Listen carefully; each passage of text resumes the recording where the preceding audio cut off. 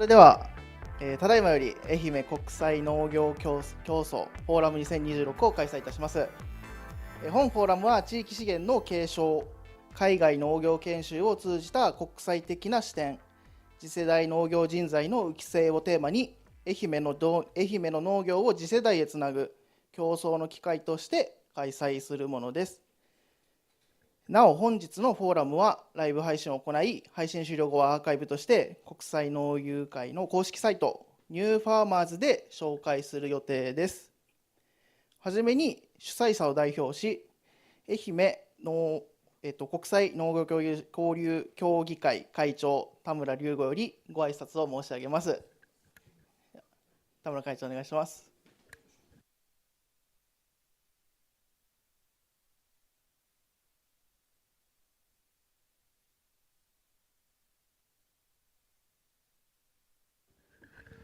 皆さんこんにちは。今日も暑い日が続いているんですけれども、ちょっと中休みでこのクーラーの効いた部屋でいろいろ勉強会ができたらいいなと思ってます。で、例年でしたら、うちらの国際農業者交流協会のフォーラムの方は、いろんな会場を借りたり、別の今までとはガラッと変わったような感じでさせていただくんで、いろいろな不手際があるかもしれませんが、新しいものへの挑戦ということで、今日はこの、県庁のエンベースさんをお借りして、やりますので、ぜひ楽しんで帰ってください。今日はよろしくお願いします。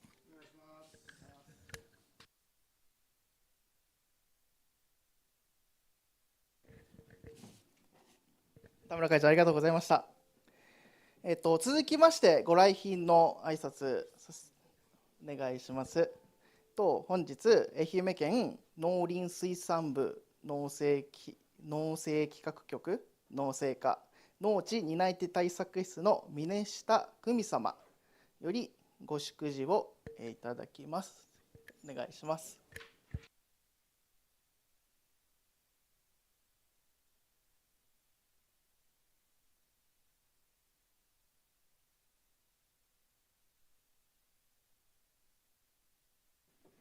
皆さんこんにちは。こんにちは。農林水産部農政企画局農地担い手対策室の峰下と申します。で、本日はこの会が開かれまして、で、先ほど会長の方からもありましたけれども、県庁の中にあります官民競争拠点エンベースの方で開かれるというふうなことで、とても楽しみにしておりました。祝辞の方と言われておりますので、ちょっと祝辞の方を、読み上げさせていただきます。はい、それでは読みますね。本日愛媛国際農業競争フォーラム2026が盛大に開催されますことを心よりお喜び申し上げます。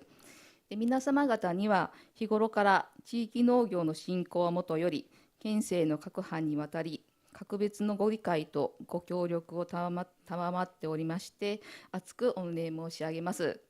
で、本県では令和元年度以降、アメリカやオーストラリアへの農業研修生が海外に派遣されておりますけれども、海外からの研修生の受け入れにつきましても、熊高原町の田村会長のところで、宇和島市の森崎氏のところにおきまして、フィリピンからの研修生の受け入れもしていただいておりまして、国内外問わず人材育成にご尽力いただいておりますことに深く感謝申し上げます。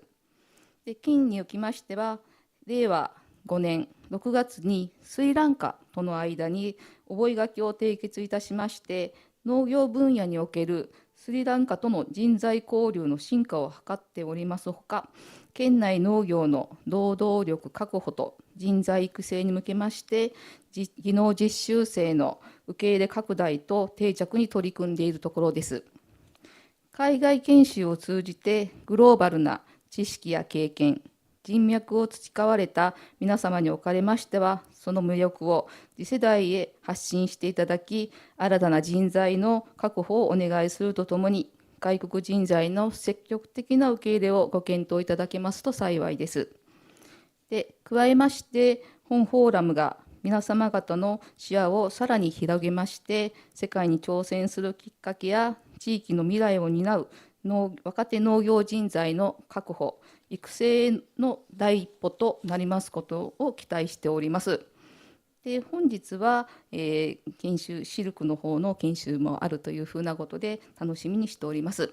で、終わりにご出席の皆様方のますますのご健勝、ご活躍を記念申し上げまして祝辞といたします。本日はよろしくお願いいたします。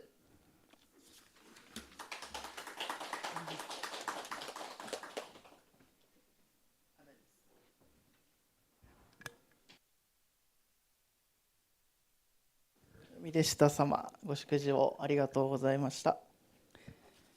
それでは本日講師としてお招きしました養蚕家の松山紀彦様をご紹介いたします。松山紀彦様は愛媛シルク工房代表をされております。愛媛県西予市野村町を拠点に希少化が進む国産シルクの生産と養蚕文化の継承に取り組まれ、蚕の飼育から、シルクの活用を一貫して実践し、地域の資源として養蚕の価値を再発信、愛媛シルクのブランド化と次世代への継承を目指し活動されています。本日の講演テーマは、地域から世界へ、野村町発の養蚕経営と愛媛のシルク文化の未来です。それでは松山様、よろしくお願いいたします。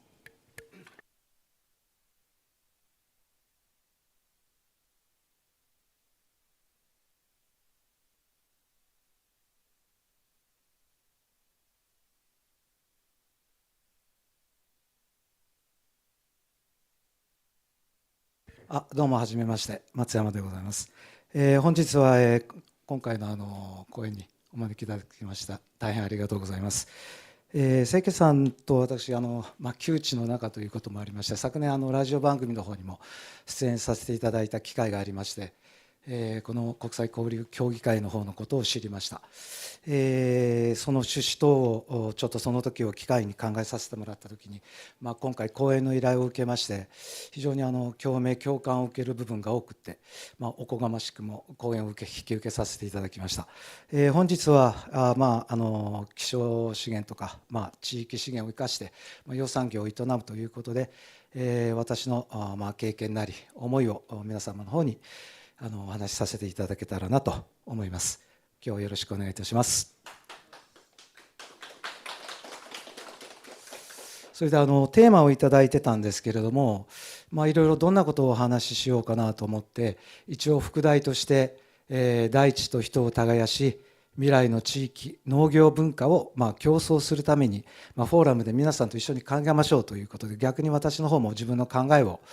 述べするのがよろしいかなということで副題を掲げさせていただきました。次お願いします。自己紹介で年はあんまり言いたくはないんですが、1961年、5月生まれですので65歳に先日なったばかりで、西予市宇和町の生まれ育ちでございます。3社の方野村に構えてますんで、仕事の方は野村の方で宇和から通ってという形でやってます。で、私は大学に着く時に、水族館に勤めたりとかで、漁業資源を守るという意味で、そういう仕事をしたいなと思って水産を目指しました。で、地場産業に非常に興味がありましたんで、たまたま勤めることができたんですけども、宇和島の真珠養殖専門の漁業協同組合指導部という部署がありまして、主に技術部門、県と関わりながら、どうすればいい真珠が作れるかなっていう仕事を、20年ほど経験した後に、そこが運悪くというか、今思えば運良くという言い方できると思うんですが、ちょっとそこが解散してしまいまして、仕事を失いました。その後ちょっといろいろな仕事を経験しながら、ちょうど10年前に思うところあり、養蚕を始めたということです。次お願いします。で、本論に、早速本論に入るんですけど、私10年間養蚕をやりまして、いろいろ考えていく中で、もともとその養蚕文化、いよいとっていう立派な意図が愛媛県西予市にはあります。エリザベス女王の戴冠式のドレスに使われたりとか、伊勢神宮の式年遷宮に使われたりとかする意図があります。それが風前の灯火であるという状況を見たときに、何とかしたいなという思いで始めたんですけれども、文化ということがあります。そのことを中心に10年間考えたので、文化と競争を考えるということでお話ししていきます。次お願いします。でちょっと話しましたけど、なぜ養蚕を始めたのか、写真が出てるんで説明です。これ今年春やった春蚕の出荷をした時ですね。その様子です。後ろにおられる方が、博物館の職員の方々なんですけど、で養蚕を始めたのかっていうのは、まず生き物が好きだから、海、山、川、空、自然が大好きで、幼少の頃からそういった仕事に就きたいなと思っていました。そして運悪くちょっと勤めてた仕事を失うことがありまして、人生いろいろ考えました。生涯死ぬまで続けられる仕事をしないかんなっていう思いと、もともと真珠に携わった意味では地域に貢献できる仕事に就きたかったという思いがありました。それから何より高校の頃から日本の文化や伝統というものを失われていくのを目の当たりにして、大切にすべきものという思いがありまして、いろんなきっかけがあったんですが、そういう思いがあって、55歳の時ですね、このまま勤めてたら自分が何するか分かんないなと思って、一大決心をして脱サラをして養蚕業に入りました。次お願いします。で、ちょうど今年の5月で丸10年養蚕業を務めてきました。で振り返って、なぜ10年続けてきたのかな、来れたのかな、なぜやってきたのかなっていうことを、10年を迎えるにあたってずっと自問自答してきました。でそういう意味ではちょっと10年を自分の中で総括したいなという思いもあって、今回の講演もそのきっかけにはなったんですけれども、まず続けてきた理由っていうのは、始めた以上意地がありますよね。同級生に「お前養蚕やるんか」とか言われながら、続けられなくなったら恥ずかしいなとかいう意地があります。これは意地という言葉を使ってますけど、文化を守るよと思って入ったので、それを意地という言葉で表現してますけど、それから本当に失敗がとにかく多かったです。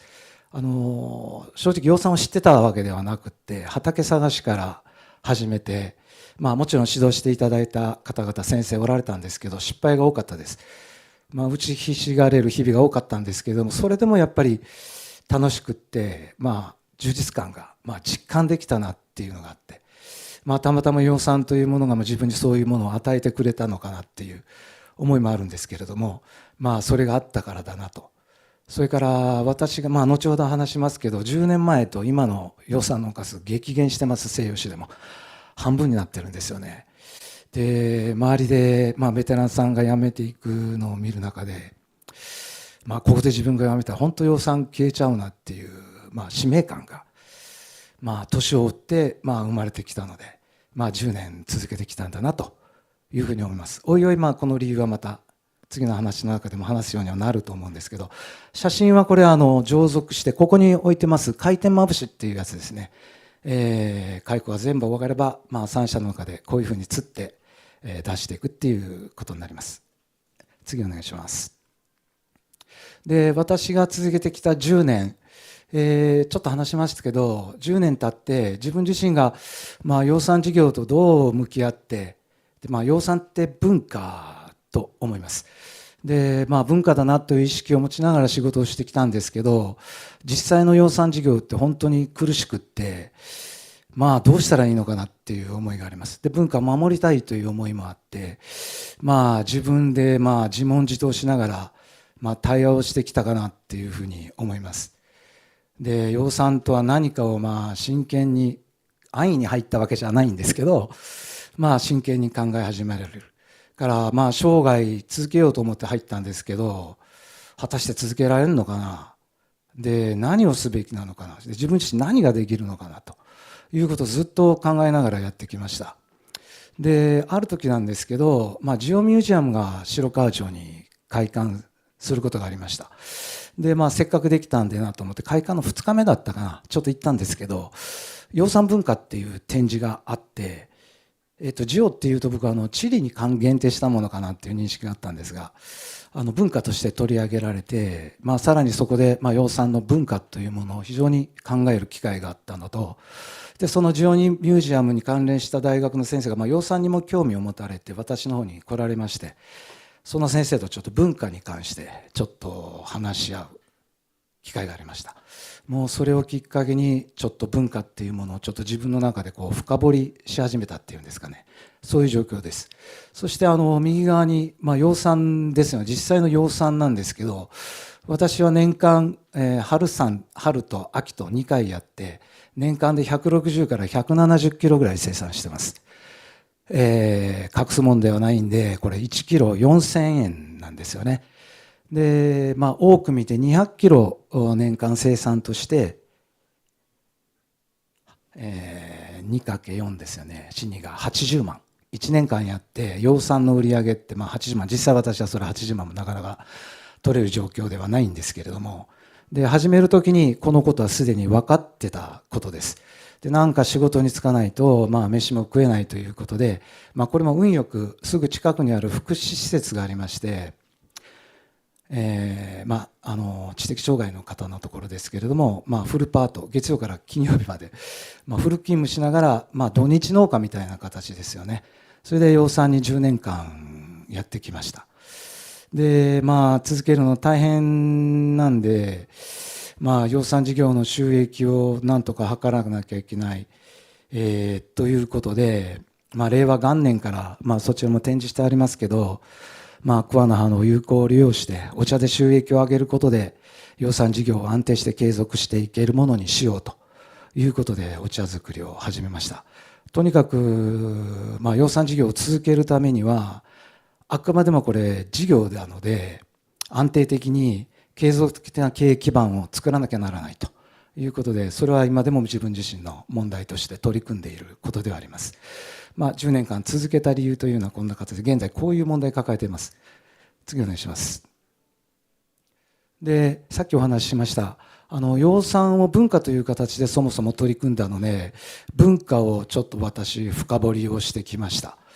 で文化とは何か、愛媛の地域産業、愛媛のシルクの文化を考えるわけで、よく討論会でそもそもその言葉の定義づけをしわなきゃ討論にもならないっていうことあると思うんですけど、僕も文化っていう言葉をちょっと深掘りしてみました。文化ってカルチャーっていうことはもう言うまでもないんですけど、農業はアグリカルチャーから養蚕はセリカルチャーって言います。さっき話した真珠の仕事をした時、これ真珠もねパールカルチャーっていうんですよね。カルチャーっていう言葉がつくんです。で英語のカルチャーと日本語の文化、ちょっと次話します。次お願いします。それで上に日本の文化のもとですよね、下にカルチャーってあります。先にカルチャーの方を説明しますね。下側です。カルチャーっていう語源はラテン語、これちょっと何と発音するのかよくわからない、カルチュラかな、これラテン語で工作するという意味ですよね。でこれは最初はもちろんその工作する言葉通りに土を耕すことであったわけなんですが、そこから派生してこのカルチュラっていう言葉は人間の精神や能力を耕し磨き上げるという意味になってきました。これがカルチャーの語源になってます。で日本語にもともと文化っていう言葉があるわけじゃなくて、カルチャーっていう言葉が入った時にその時の知識人が文化っていうカルチャーっていうのをどう訳そうかっていう時に、中国の越境という古典の中でさっきあった人をもって綾を消すっていうんですけど、この綾というのは模様や美しい形または礼儀や学問などの洗練されたものを指します。でそれに変化をさせ教え導くこと、これを人をもって綾を貸すと言ってるんですよね。その時にこれ奇跡の翻訳の奇跡とも言われてるんですが、この2つの意味が合致するなっていうことを当時の知識人の方は悟ったんですよね。でカルチャーという言葉を文化と訳しました。次お願いします。ここに書いてます翻訳の奇跡、奇跡の翻訳でもいいんですけど、話した通りですね、綾をもって人を勝つということとカルチャーの言葉が同じ精神を持っていたということで文化という言葉になったわけです。僕もこれを知って、いや文化ってこういうことを言っているんだな、養蚕文化って何であろうかなっていうことをよく考えるようになりました。次お願いします。で結局今の文化の語源をたどると、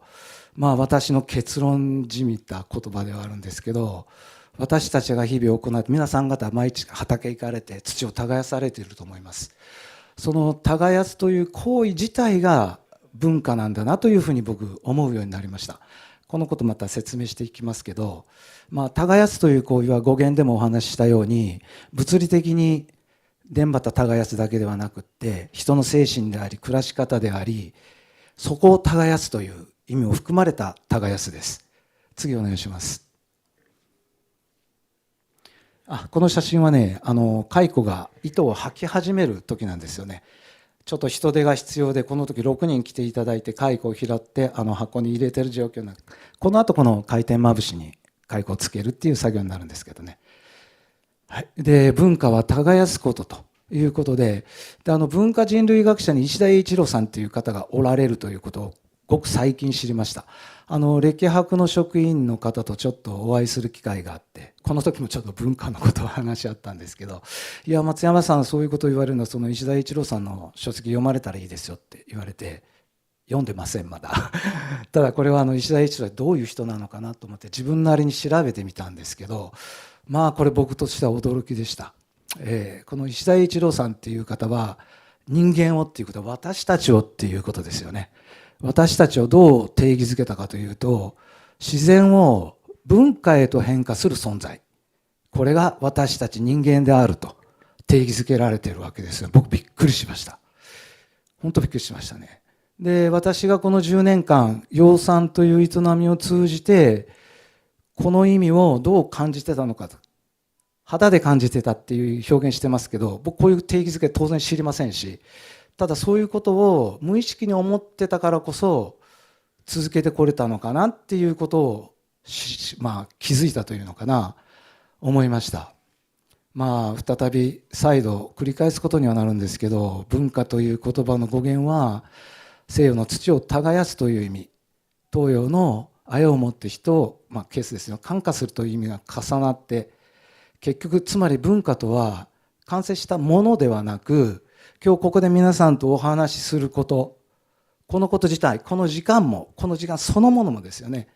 それからこれから皆さんが歩む未来も全てはどう耕すか、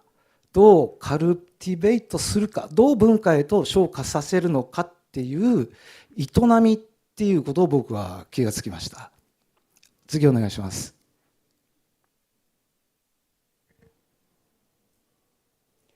これまとめていただいたんですけれども、これはあえてこれ学校の授業みたいなことを喋って申し訳ございません。皆さんご存知のことかなとも、承知の上で話させてもらってるんですけれども、僕自身がこれを自分の原動力としてこれからも続けたいなという思いがあるんで、結局カルチャーへ発展させていく、もう自然そのままの土地土壌を手にして、これは神様から与えられたものだとも言えますよね。でそこに生まれた人間が手を入れて加えていきます。耕していきますよね。でそこにある価値のものを生み出します。農業で言えば大根でありトマトであり、養蚕で言えば繭でありですよね。でそれらが、その価値が人間の生活の中に、文化となった形で人間らしい生活できる場を作ってくれるということだと思います。こういう工程が養蚕業の中にもあり、農業の中にもあり、だからこそアグリカルチャー、セリカルチャーって呼ばれているんだなと。で日々自分がやっていることをどんなことなのかなって考えたときに、やっぱこういうことを意識しているのか、無意識で皆さん行っている、僕もそういうふうにしてきたかなと思うんですけど、意識に持つことによってもっと違った判断や行動が取れるようになっていくのではないかなと思います。で文化っていうものはあるものではなくって、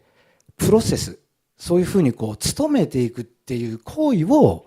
文化と言うんだなということをここ10年、ここ最近1年ぐらいですね、養蚕やったおかげで学べたかなと思っています。次お願いします。で、さっき言いました農業はアグリカルチャー、養蚕はセリカルチャーって言いますよね。だからみんながやっている農業、養蚕そのものが、人間社会の文化を作っている一つの行為であるということを考えながら、僕はこれから養蚕やっていきたいなというふうに思っています。写真の方は私の桑畑です。左の軽トラがあるのは、昨年挿し木苗を作って今年の春にこの場所に植え込んで1年経って3年目の桑畑です。台風を与えたところでこの後これを広げていく作業を一生懸命やったんですけど、で右側が実際の桑畑、草刈りした後のきれいな桑畑の状態ですけど、桑畑の状態ですね。はい、次お願いします。それであと大切なことっていうのは、もう僕もこれ養蚕をなくしちゃいけないっていう思いで養蚕を始めました。僕が生きている間養蚕やったからって僕が辞めちゃったら建てた養蚕も桑畑も消えていくんですよね。一番大切なのはどんなに優れたいい文化を築いても継承しなければ全く意味がない。もう継承していくことが一番、今僕が考える自分に与えられた使命かなと大げさに言うようですいません、そう思ってるんですが、ただ継承とは何かって考えた時に、結論から申し上げると生きる誇りを伝えることだなと思います。生きる誇りっていう言葉に皆さん自分の言葉を当てはめてもらっても構わないと思うんですけど、そういうふうに思ってます。で、継承する文化を継承するという意味ではその文化の持ついろんな技術があると思います。やり方とかね、それが継承できなければ当然できないんで、いわく技術を継承するっていうことは大前提としてあると思うんですけれども、継承するとは先人のやり方を習ってコピーするだけではなくって、やっぱりその根底にある思いであり思想なりをしっかりと理解をして、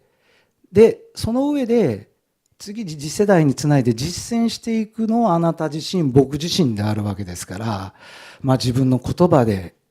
表現しながら新たに行動していくということですね。で、コピーでないという意味はこの土地愛媛の文化をさっき言ったようにそのままっていうわけじゃない、時代も変わりますし、リメイク、再構成、刷新するということにあると思います。つまりしっかりとした思想や考えなりがないと、単に技術を継承しただけでは文化は継承できないんだろうと私は思ってます。次お願いします。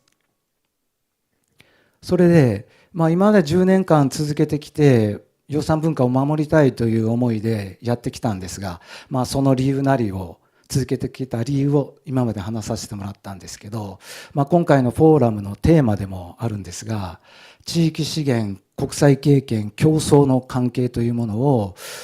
僕なりにちょっと考えてみました。で一つ一つ、地域資源とは国際経験とは競争とはって、私も知識経験が浅かったので、自分なりにもちょっと考えさせてもらいました。地域資源とはどういうものか、役割とそのこれからの未来へ対するものとしてどういうことが言えるのかなと。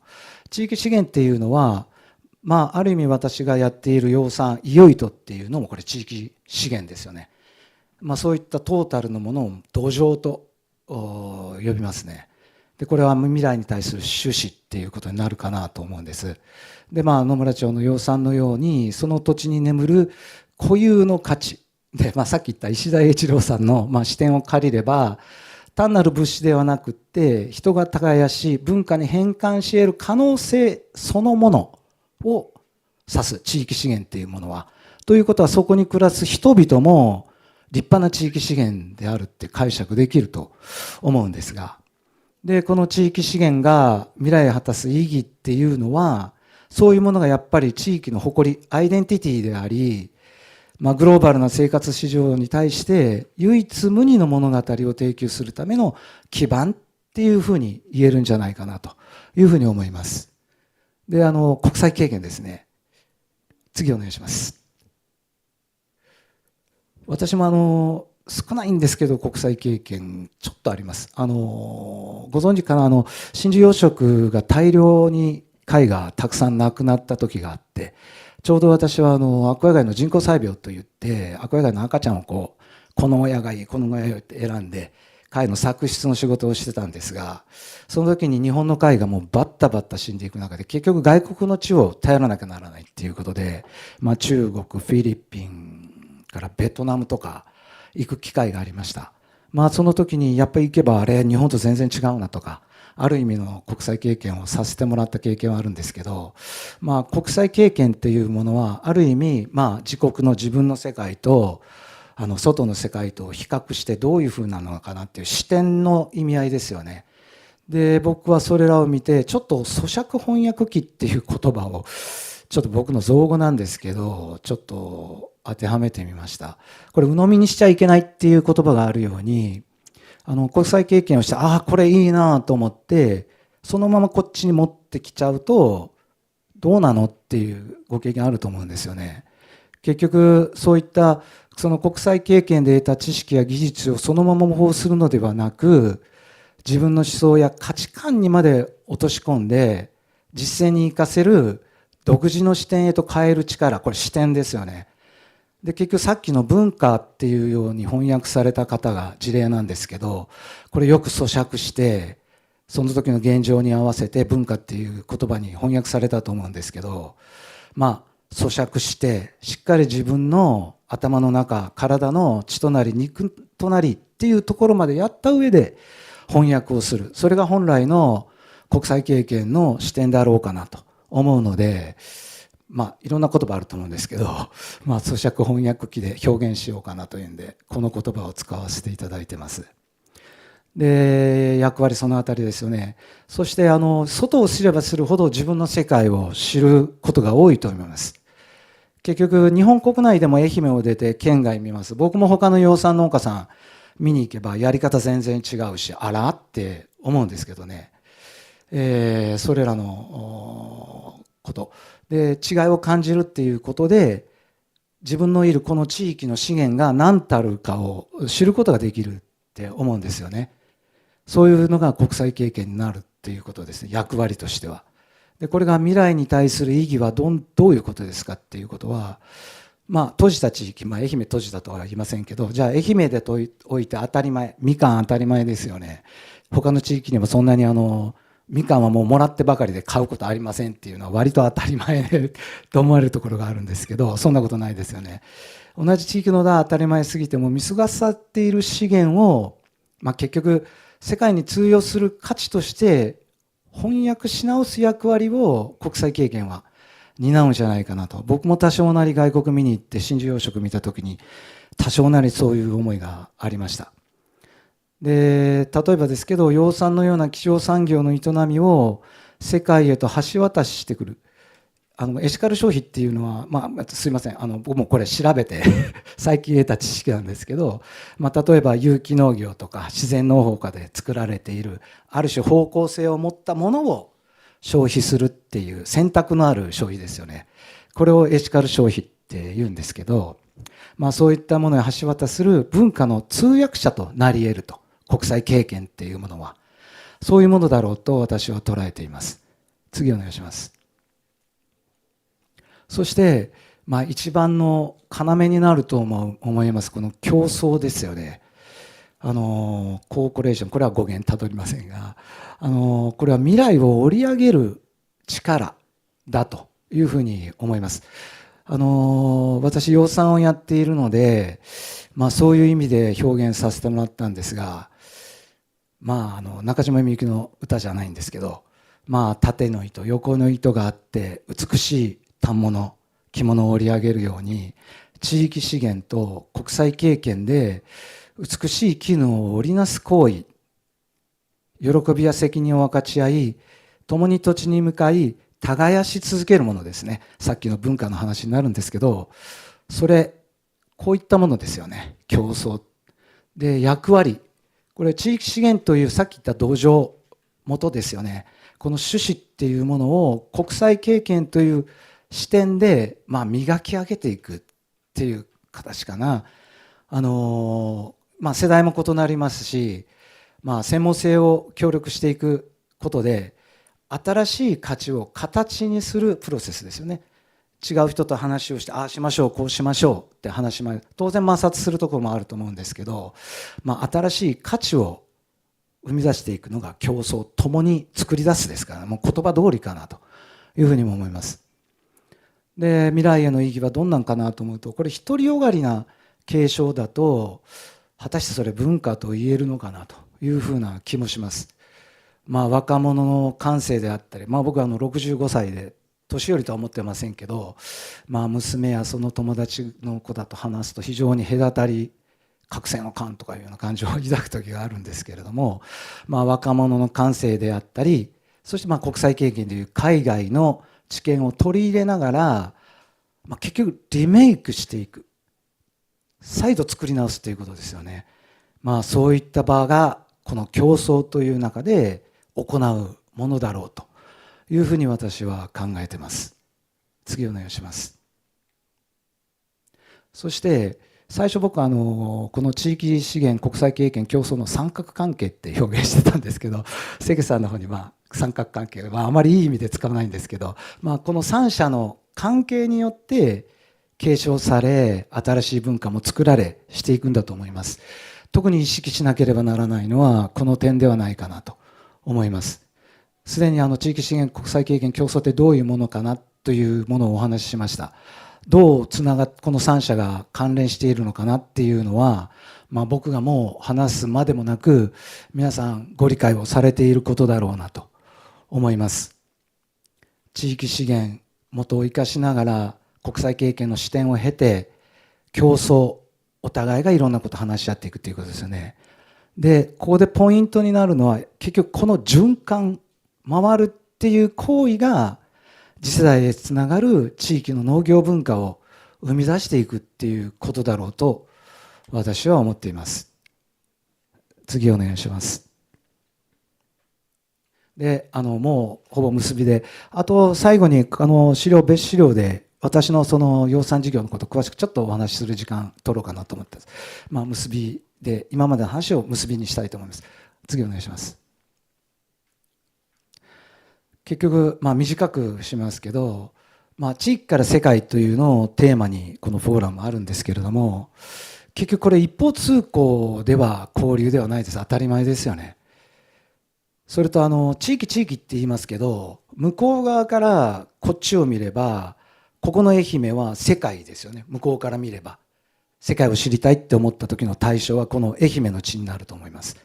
僕も養蚕のこと知りたい、海外の人が知りたいということで海外の研修生の方も私の養蚕所来られたことがあります。結局向こうの地域からすればこの場が世界っていうことになりますよね。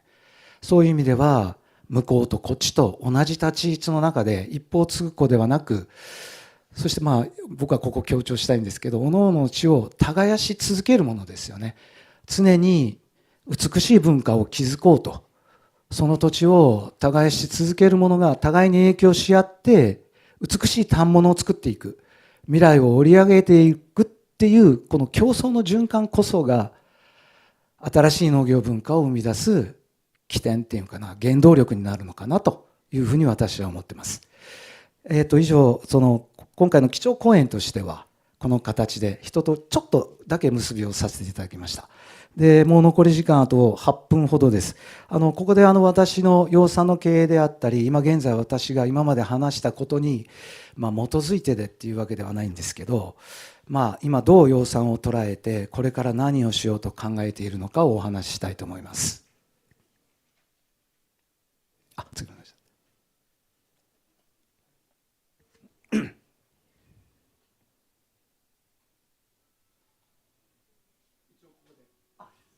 ここであれはそうなんわかりました。OK、それでは私が申し上げたかったのは、やっぱり常日頃自分たちが行っている耕すと行為っていうのはもう僕はもう本当文化そのものであるっていう認識に今のところはなってます。10年間続けてこられた理由っていうのも自分自身を問い直せばそこにあったのかなと。もともとその養蚕っていうものを、絶やしちゃいけないっていう思いでこの世界に入ったんですけど、日々やっている自分の行為がそういうものを織りなしているんだなっていうことを、考えていく中で、認識ができたことによって、これから自分が養蚕を進めていく中において、それを一つの判断基準というのかな、そういうものにしながら折々のその直面する問題に関してどう判断するのかなっていうあたり、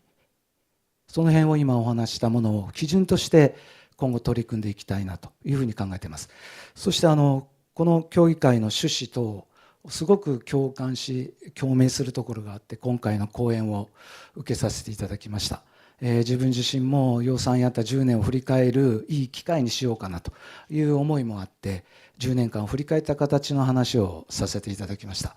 清家さん、いろいろ資料の方もお世話になりまして本当にありがとうございました。今日はおこがましくも偉そうにちょっと授業めいた話も含めて話させてもらったんですけれども、フォーラムということで、自分なりの考え方を述べさせていただいてこの後皆さんと共に、地域資源地域の未来愛媛の農業文化の未来はどうあるのかを話す上においてご参考にいただければなというふうに思います。短い時間ではありましたがご清聴どうもありがとうございました。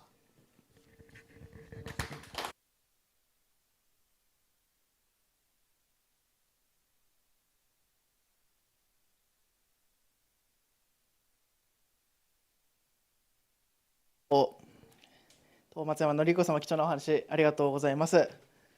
ここで10分間ほどですね、休憩挟んでからミニトークになりますので、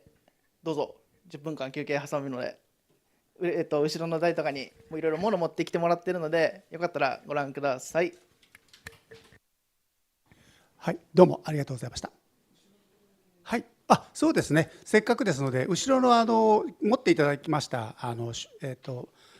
シルク製品をちょっとご紹介いただきましょうか。はい、お願いします。いただいた40分若干余っているので、はい、後ろに今回私が取り組んでいるものを展示させてもらってます。左は冷たい絹茶を作って今日持ってきてます。ご試飲いただいた方もおられると思います。桑名葉のお茶初めて飲まれる方もおられると思います。嗜好品なのであくまでも好き嫌いはあるのかなというふうには思いますが、ちょっと味わってご覧になられてください。で後ろにある3つのテーブルの左側に私が作った絹茶は展示してあります。この後の話でも出ますけど、養蚕事業が非常に収益性が低くって、事業を継続するためにはどこかで収益を上げないといけないっていうことがあって、自分が手持ちの桑畑を有効利用するということで養蚕事業の継続を図りたいという意味で絹茶っていうのはもう養蚕農家苗を作りますがこれ絹になっていきます。絹を大切にしたいという思いでこれ商標を取らせてもらっています。商品名ですけど絹茶という形で、お茶にさせてもらってます。でそこにもう一つ愛媛シルク工房っていう法人で販売してます。お茶に限らずシルク関連の商品もやっていきたいと思うことで、ついこの間商品化したばっかりですけど眉玉っていうのがあります。女性がフェイスケアに使う商品なんですけど、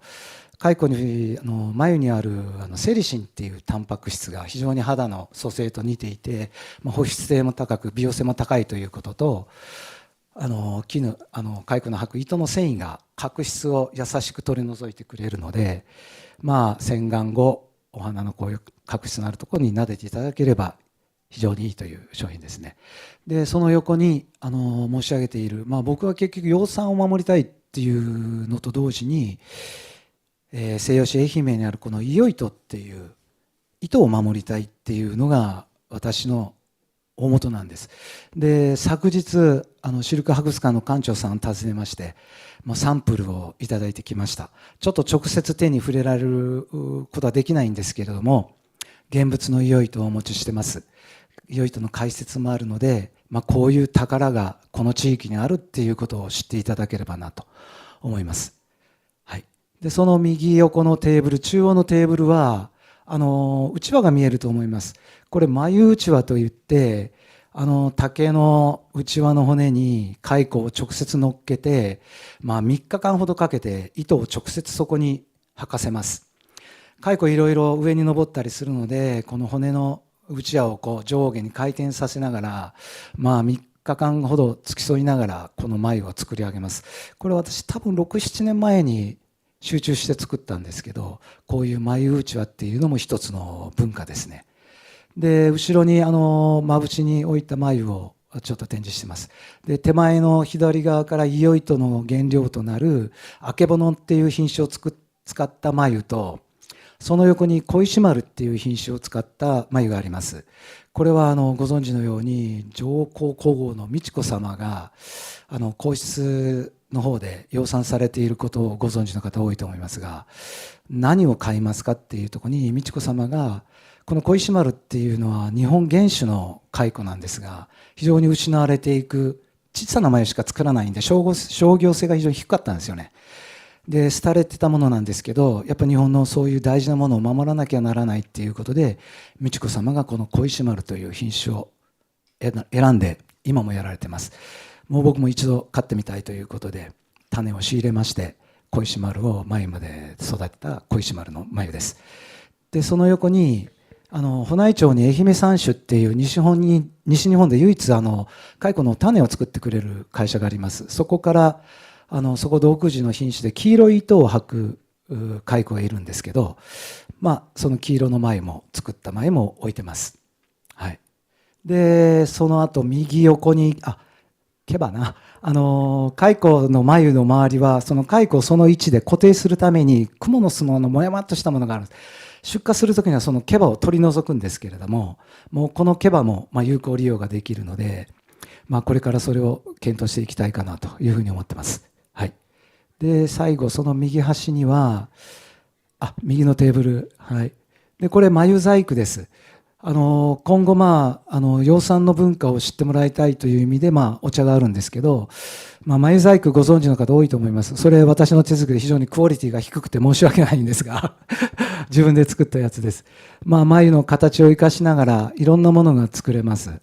こういうものも文化として今までやられてきたもので、現在も京都なんかに行くと眉細工の専門店などもあります。一度行ったことがあるんですが、非常にクオリティの高い素晴らしい眉細工作られてますよね。で、その花束は家内が作ったんですけど、眉を切って色を染めていろいろと加工すれば花束とかいろんなものに加工ができます。で、キツツキとか飛行船を作ってやじろべえにしたような動くものも作ってあります。で、その左の隅は眉を中のさなぎを取り出して中に重しを加えるとコロコロと転がって階段を下がっていくような子供向けのおもちゃなんですけども、今後そういうものを作りつつ、養蚕や絹の文化に親しんでいく中で、日本の絹の文化を多くの方々に知っていただきたいという思いで、活動を続けていきたいかなと思います。以上、展示の紹介でした。ありがとうございました。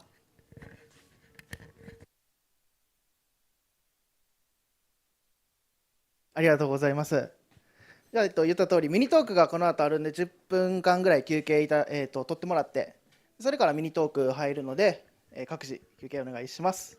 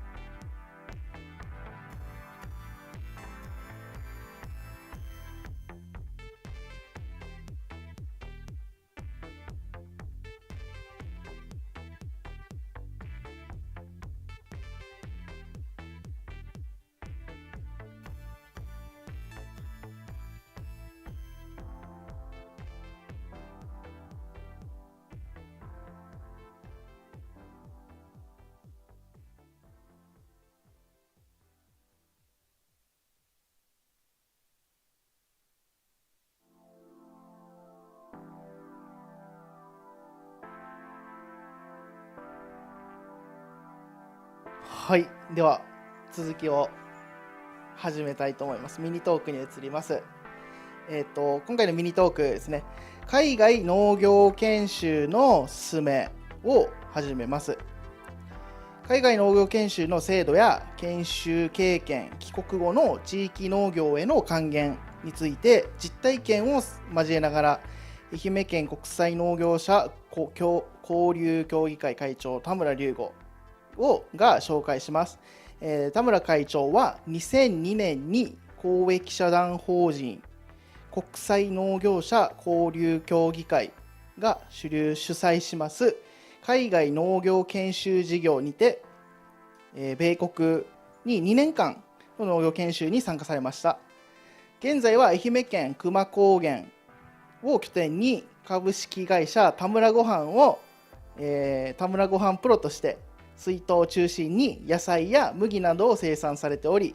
久万高原の寒暖差と良質な水を生かした米作りに取り組んでおられます。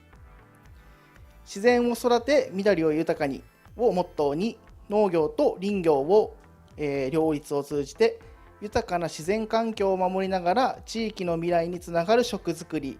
に取り組まれています。それでは田村会長、よろしくお願いいたします。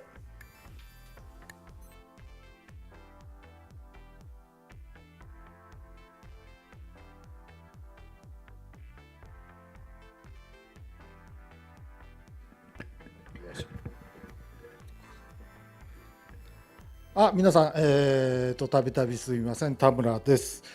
今日は、松山さんのシルクの話で、いろいろここの円ベースを使う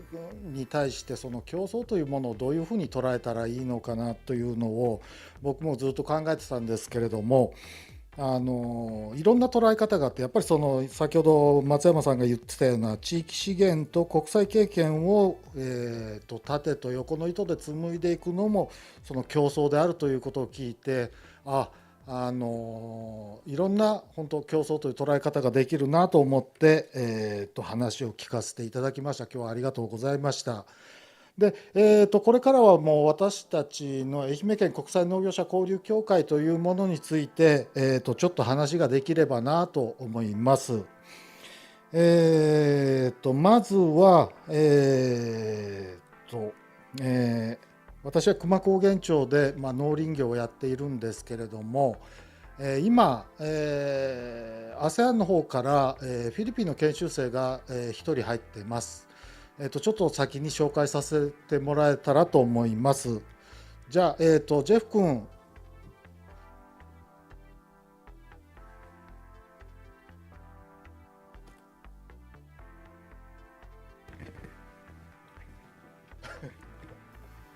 じゃあ自己紹介するか。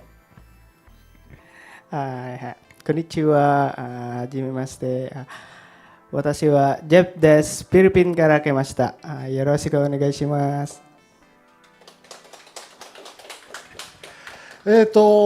年愛媛県の方としては、2名ないし3名の ASEAN の研修生を受け入れています。この ASEAN の研修生は、基本的には研修なので、10ヶ月、4月に来て2月に帰るような研修制度になってます。で、これが始まる、ずっと前の先輩なんかは、昔からそういった ASEAN の研修生は取ってたんですけれども、しばらくなかったんですけれども、ちょうど東日本大震災があった時に東日本の方の大きな農家の方が受け入れができないということで愛媛県の方に話が入ってきました。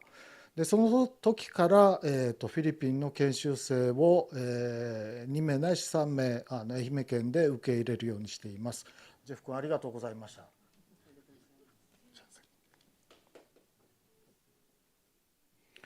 でなんで私は2年間アメリカの方に行ってたんですけれども、なんでこういったASEAN の研修生を受け入れしようかなと思ったきっかけなんですが、僕はアメリカのオレゴン州というところで2年間牧場で研修をさせていただいたんですけれども、何も知らない日本人の、若者を、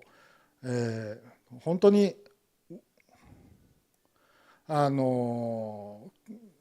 何年もにわたって受け入れてくださったそのアメリカの、ホストファミリーであったりボスに対してすごく、ありがたかったし感謝の気持ちがあったんですけれども、今度はそういった ASEAN の研修生が日本で農業を勉強したいっていうことがあるんだったら、僕はぜひそこで受け入れてみようと思って、始めたのがきっかけです。今こうやって僕テンガロンハットかぶってますけど、別段これトランプ大統領に憧れてかぶってるわけではありませんので、ご了承ください。で、今のそのアメリカ情勢を見てるときにすごく、アメリカファーストっていう話を聞くんですね。で最近では日本の政治の中でもジャパンファーストみたいなのが出てきますけど、じゃあ実際に、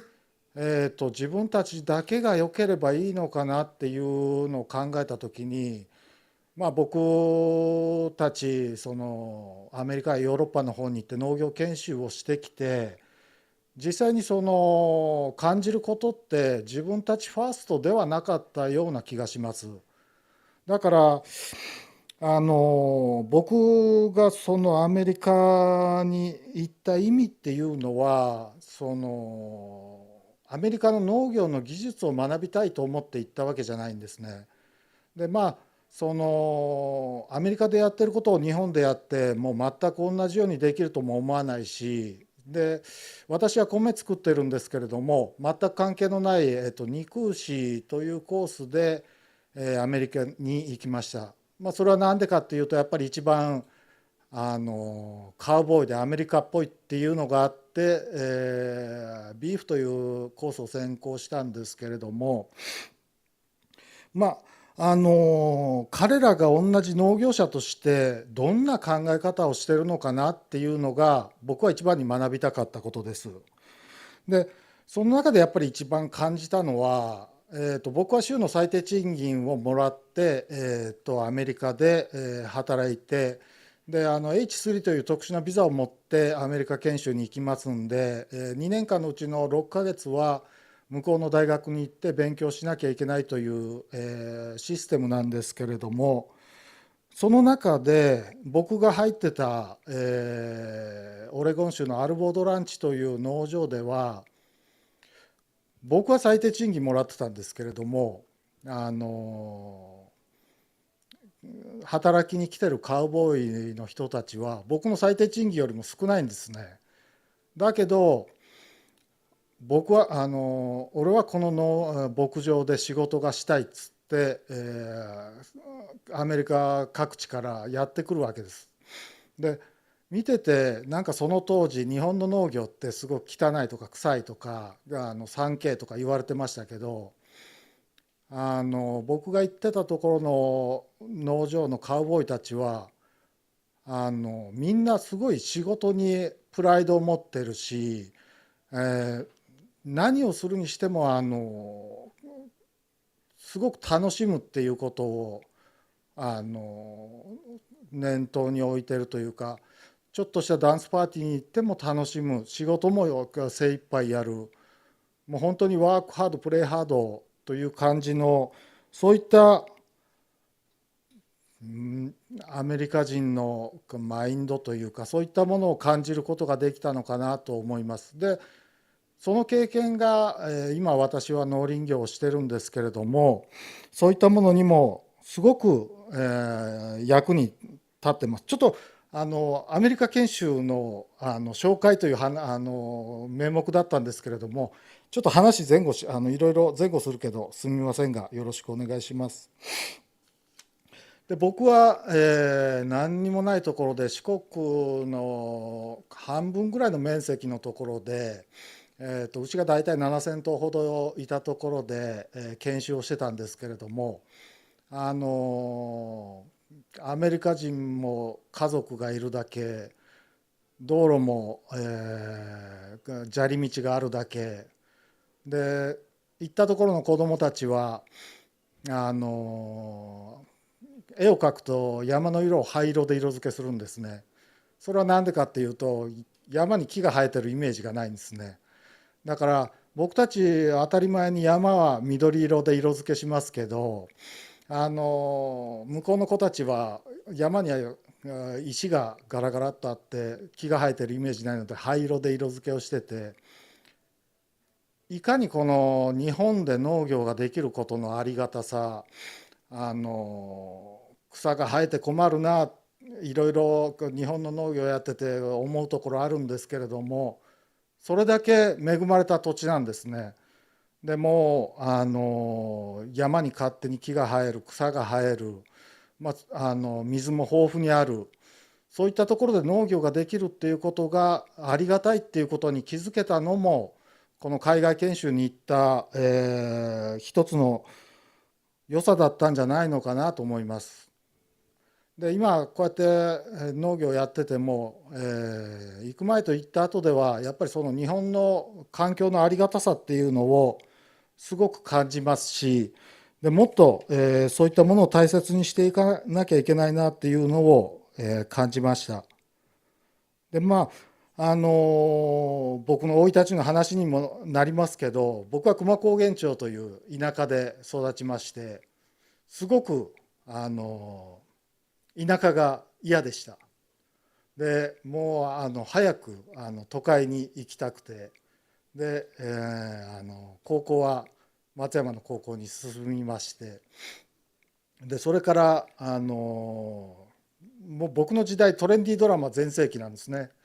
織田裕二とかピシッとネクタイ締めて東京のかっこいいビルの中で仕事をする、そういったドラマが流行ってる時代の人間です。やっぱりそういうものにすごい憧れて、あと東京農大というところに行きまして、それからしばらく東京で、憧れのスーツを着て、サラリーマンをやっておりました。だけど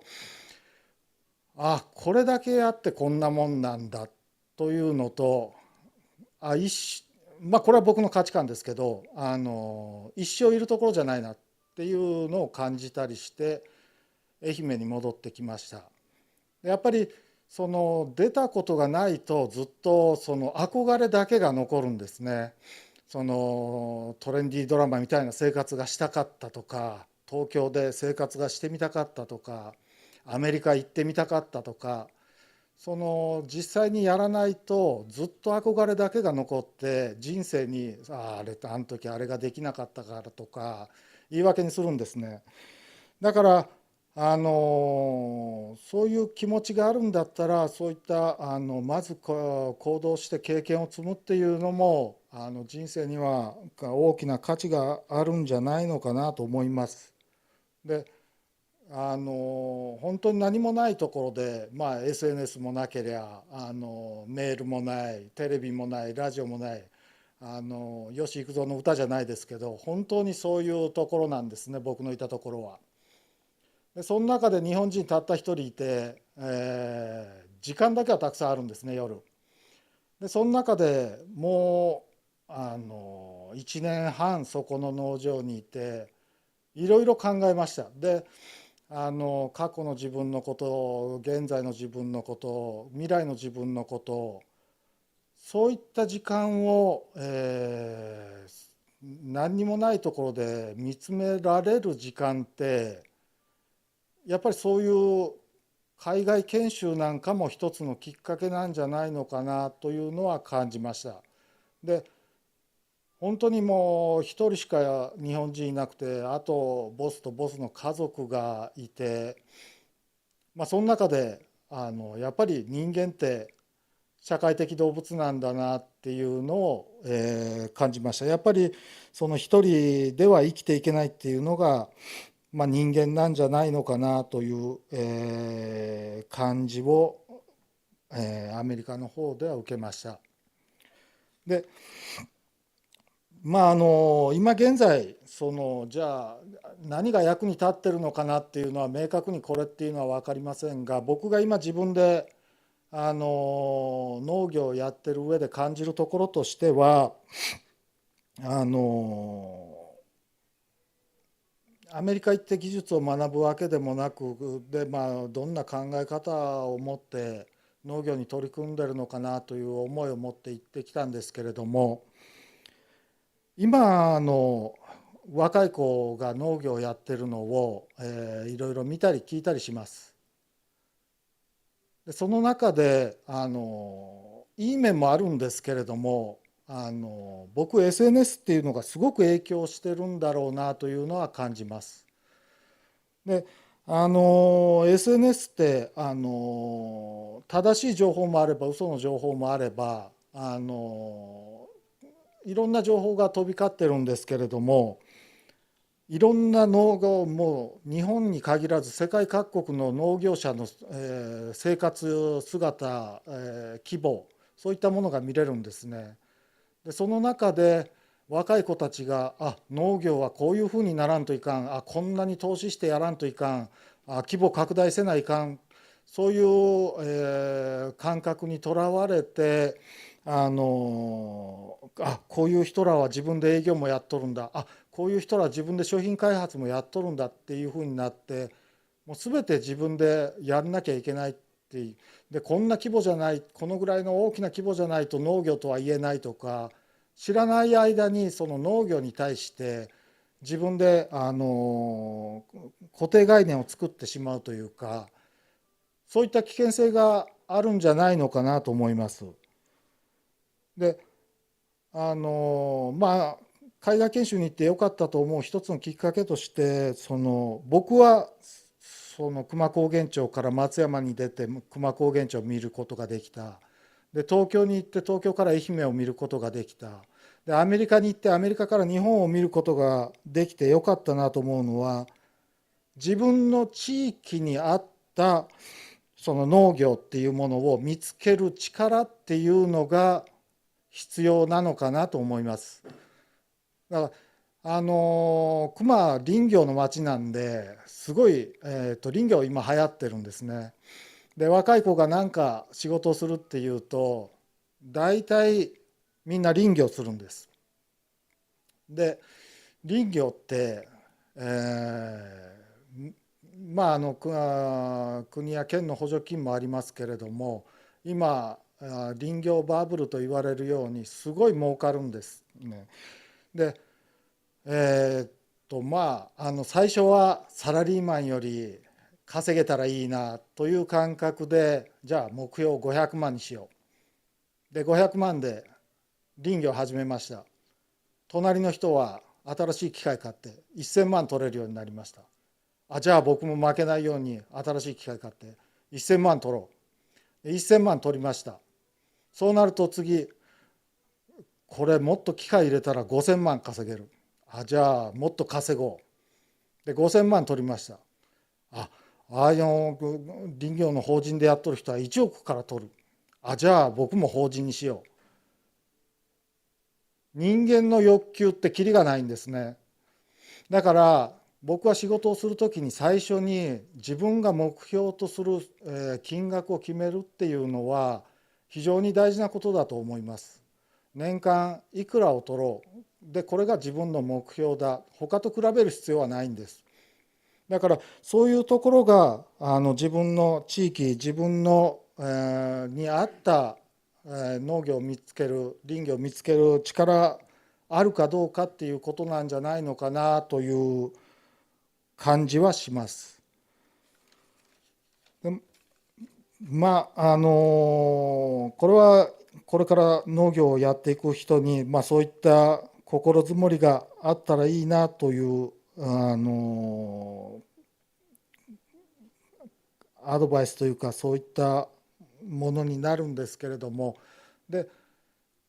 じゃあ今いろいろね戦争もあったりバタバタしてる中で確かに他人と比べる必要はないんですけれども、何のために生きとるんやろなっていうのを今一度考えてみるのも面白いんかなと思います。これちょっとした小ネタなんですけど、僕、東京ちょうど東京オリンピックぐらいの時なんですけれども、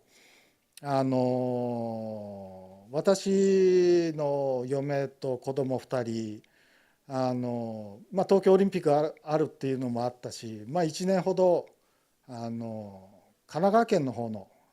学校に行こうみたいな話になったことがありまして、実際子供と嫁は関東の方に行きまして、でその時に僕家族がいるからできんかったみたいな後悔そういうことを言い訳にしとるようなやりたいことをいろいろやったんですね。一人キャンプとかでもずっと海にサーフィンも行きたいのに家族がいるから行けんかったみたいなのもあって海も行きました。で僕お酒はあまりやらないんで別に夜の街に出ることはなかったんですけど、そのいろいろやりたいことを家族がおるけんできなんだみたいなことを実際そのおらん間にやってみて全然面白くなかったんですね。で何が自分の中でが一番やりたいことなんやろう、幸せなことなんやろうっていうのをいろいろ考えて、これなんかやりたいことある言うて思いよったけど死ぬ間際でもこんなんやるんかな思ったりで、いろいろそういう考える時間がありまして、で僕の答えとしては人それぞれ答えはあっていいと思うんですけど、僕の答えとしてはその当時子供とおる時間を作りたいっていうのが自分の幸せな一番求めとるもんなんかないうんを感じたような経験がありまして、やりたいと思うことはやってみたらええと思うんです。もう海外の、研修にしてもそうだし仕事にしてもそうだし、でやらんと経験にならんし何が間違うとるんかもわからんし、でで最終的にはやっぱりこういう今のね戦争がいろいろあるような世の中でじゃあ精神論になるんですけど、何のために人間として生まれてきたんかないうのを考えよったらすごくやっぱりやることに考えがあって悟るところも出てくるんかなという感じはします。海外研修の説明いうことやったんですけどそういったいろんな経験ができるっていうのと、で実際に愛媛県からここ数年海外の研修の方には、出てる人はおりません。で昔はやっぱり愛媛県みかんの産地なんでもう相当な人数が毎年アメリカに行ってたんですけれども、ここ数年は、海外研修に行っとる学生はおりません。でインターネットがあって外国の情報なんかはもうなんぼでも手に入るとなんぼでも調べることができる、そんなもんはもういかんでも分かるっていうような子もおるんですけど見るんと聞くんとでは大違いなんですね。実際に経験をするっていうことの大事さっていうのはやはりネット社会ではできないことですし、で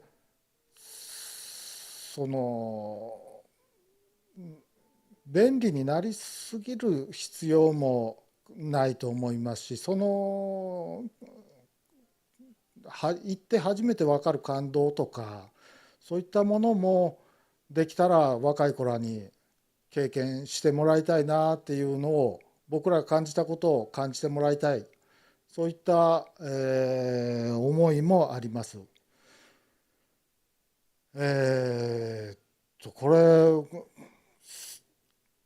海外研修の説明になりましたかね。大丈夫ですか。いやいや、ちょっと話があちこちしたんですけれども、そういった魅力のある海外研修です。今は、アメリカの2年、あとヨーロッパの方は、スイスのみになってます。昔はデンマーク、オランダ、ドイツなんかあったんですけれども、非常に受け入れが厳しくなっているということです。でちなみに ASEAN の方の研修生も毎年日本に来て、研修をするんですけれども、インドネシア、フィリピン、タイ、向こうの方の政府の方もだんだんと、そういったものが難しくなってきているという話も聞きます。僕らの活動って草の根活動なんで、やってすぐに結果が出るようなものじゃないので、その辺を、いろんな国の方々にも長い目で見てもらって、アメリカに行った、ヨーロッパに行った OB、OG で ASEAN 諸国から来てくれた、研修生の OB、OG みんながつながる日が、来ると思いますので、今後ともよろしくお願いします。ありがとうございました。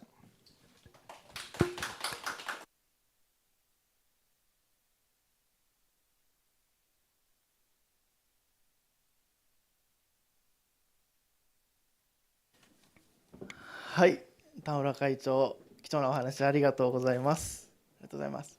ここでこの施設のエンベースの紹介ですね、させていただきます。エンベースの紹介をさせていただきます。八幡様から紹介をしてもらいますので、どうかよろしくお願いします。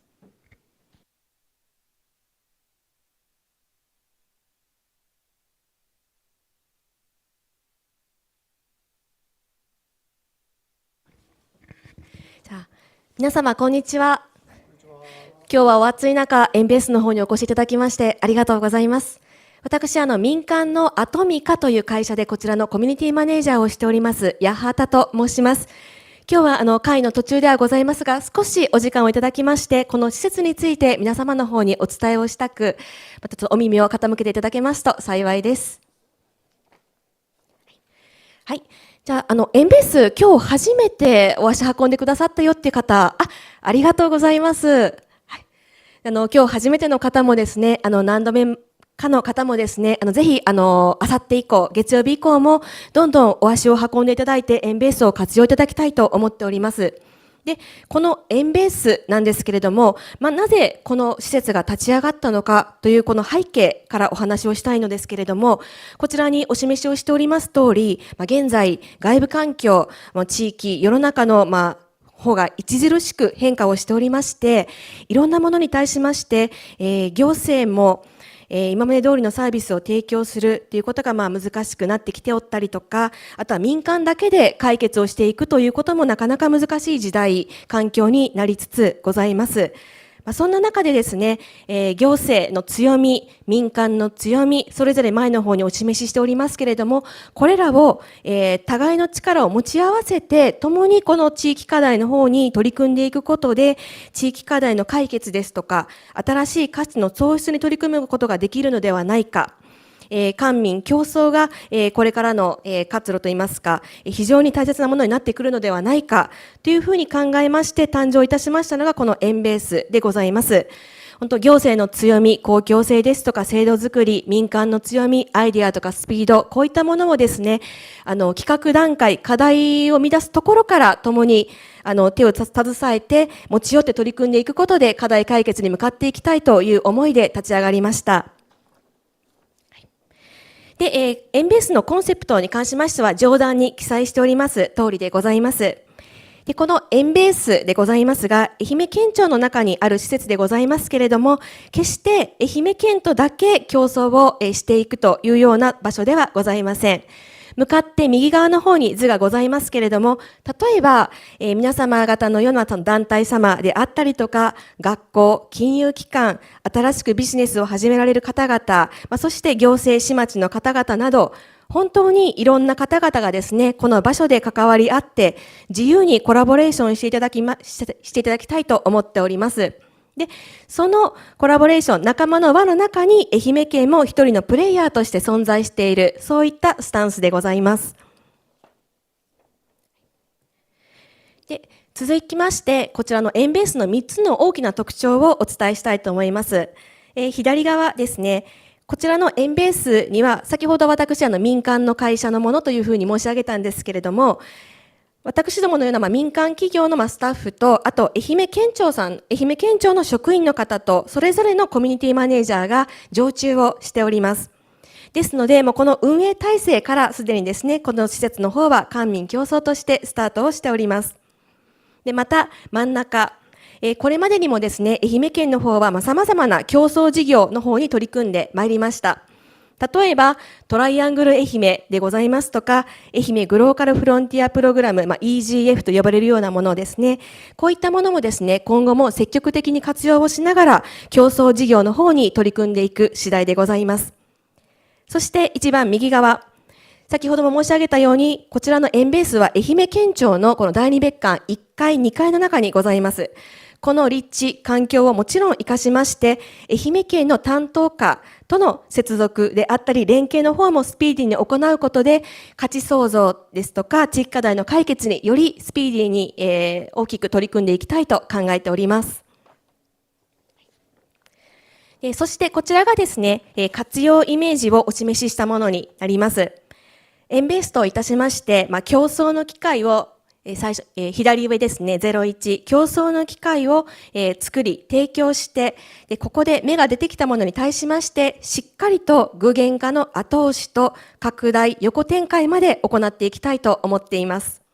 本日、本当に皆様方にイベントの開催、そしてご参加という形で、こちらの方にお足を運んでいただいておりますけれども、このようなイベントの方に使っていただきましたり、また、この後ご説明いたします、専門のプロジェクトコーディネーターの方にご相談を行っていただくようなことも可能となっております。で、こちらがですね、県職員と民間側のコミュニティマネージャーをお示ししたものでございます。私どもコミュニティマネージャーは、日々、会員の皆様と対話をさせていただく中で、課題ですとか、ご要望などを一緒にお話をさせていただいて、皆様のニーズを把握させていただいたり、あとはもう本当に県の担当課ですとか、プロジェクトコーディネーターの方に速やかにおつなぎをさせていただいたり、そして会員様同士のマッチング、この方とこの方が一緒にお話をしていただいたら、また新たなものが生まれるかもしれないとか、この方にぜひつながっていただくことで何か取り組めるかもしれないとか、あとは皆様がの方で、こういった方々と出会いたいとか、そういったことに対しまして、マッチングというようなことの役割もさせていただく予定でございます。で、こちらがですね、先ほど申し上げたプロジェクトコーディネーターのページになります。現在、エンベースの方には13名の専門家がプロジェクトコーディネーターとして常駐をいただいております。そちらにお示ししております通り、本当に、地域のこと、企業のこと、マーケティングのこと、AI、エンジニアリングのこと、本当に様々な分野の13名の方に、こちらの方に常駐をいただいておりますので、会員様の方はですね、こちらの方々にご相談をいただくことが可能です。13名の方の詳細、プロフィールの詳細ですとか、あと事前お申し込みに関しましては、エンベースのホームページからご覧いただくことができますので、もしよかったらそちらもご確認ください。そして、先ほど来から会員様という言葉をお伝えしておるんですけれども、こちらの施設はですね、会員登録制となっております。今日は皆様イベントの主催者さん、そしてイベントの参加者さんという形でこちらの方にお座りいただいておりますが、通常のご利用に関しましては会員登録を行っていただくような形になります。でこちらの方もホームページの方からできますし、先ほど申し上げた、エンベースの趣旨ですね、本当に多様な方々と出会ってつながっていただいて、こちらの方でいろんなことに取り組んでいただくご意思のあられる方でございましたら、無料で登録ができますので、ぜひご登録をお待ちしております。で、今日もですね、競争パートナー様の方にイベントを主催していただいておりますが、先ほどの会員登録とはまた別にですね、私どもとの、エンベースの趣旨、目的に、ご賛同いただいて、共にですね、この競争の活動を推進していただける法人、団体の皆様におかれましては、競争パートナーの方にご登録をいただきますことで、今日のようなイベントの主催でございますが、開催の方も行っていただくことができます。なので、ぜひ、皆様の方で、他の団体様とかで該当のところがございましたら、このあたりもぜひご検討いただけますと幸いです。最後になりますが、エンベスでは現在、公式のホームページと公式 LINE の方を設けております。公式 LINE の方では、本日のイベントでございますとか、カフェのおすすめメニューなど、様々な情報をタイムリーに発信しておりますし、ホームページの方では先ほど申し上げた、プロジェクトコーディネーターの詳細、そして、先々のイベントまで、多数の情報を載せておりますので、ぜひご覧いただきたいと思います。公式 LINE に関しましては、前の二次元バーコード、もしくは、お帰りの際ですね、館内の方にもバーコードの方を設置しておりますので、ぜひご登録の方をお待ちしております。はい。今日は本当にですね、お暑い中お集まりいただきましてありがとうございます。で、エンベスの方は、月曜日から土曜日はお昼、1時から6時ですけれども、の方に開館をしておりますので、またぜひ月曜日以降もですね、お足を運んでいただいて、エンベースで積極的にですね、出会い、つながり、競争のお時間を過ごしていただきたいと思っておりますので、今後ともどうぞよろしくお願いします。ありがとうございました。八幡様ありがとうございます。次に、ここから本日の基調講演に基づいたワークショップを行いたいと思います。ここからは進行を事務局の清家さんに代わりますので、清家さんお願いいたします。はい、改めまして、事務局の清家です。皆さんお疲れ様でした。基調講演、いかがだったでしょうか。いろんなことをですね、感じられたんではないかと思います。その中でですね、考えていただいたこと、感じたことをですね、皆さんと共有する場所としてのワークショップを、開催させていただきたいなと思います。今日はご覧の通りもう会場はこういう感じでございますので、あまりたくさんの人が来てるわけではございませんので、ちょっとテーブルを動かしましてですね、ちょっと丸くなるような形になりまして、で、その中で皆さんのですねから今日感じたこと、それから、今日松山さんが提案していただいた話の中でですね、こんなことができるんじゃないかなとか、こういうつながりが生まれるんじゃないかな、そういうところをですねちょっと触れていただければなと思います。それではちょっと場所をですね移動させていただきたいなと思いますので、すみません、もう会長がもうすでに遊んでますけど、はい、そのままですね移動していただきまして、はい、ちょっとテーブルの方もね、スタッフさんすみません、空いたテーブルはちょっとどかしていただけますか。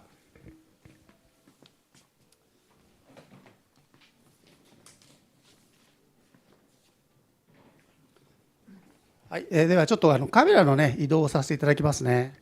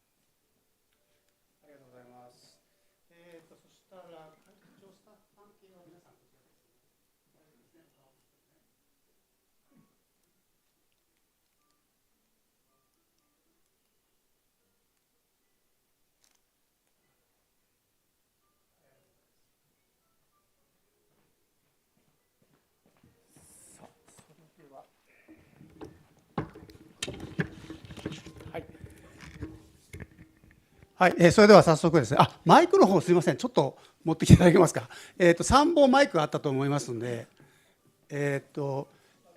台の上、司会さんのね、テーブルもちょっと、マイクを横に回していただけるような形で。はい。はい、ありがとうございます。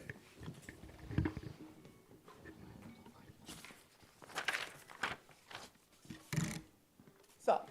それでは早速ですね、いろいろ皆さん感じたところがあるんじゃないかと思うんですけど、今日松山さんのですね基調講演お聞きになって、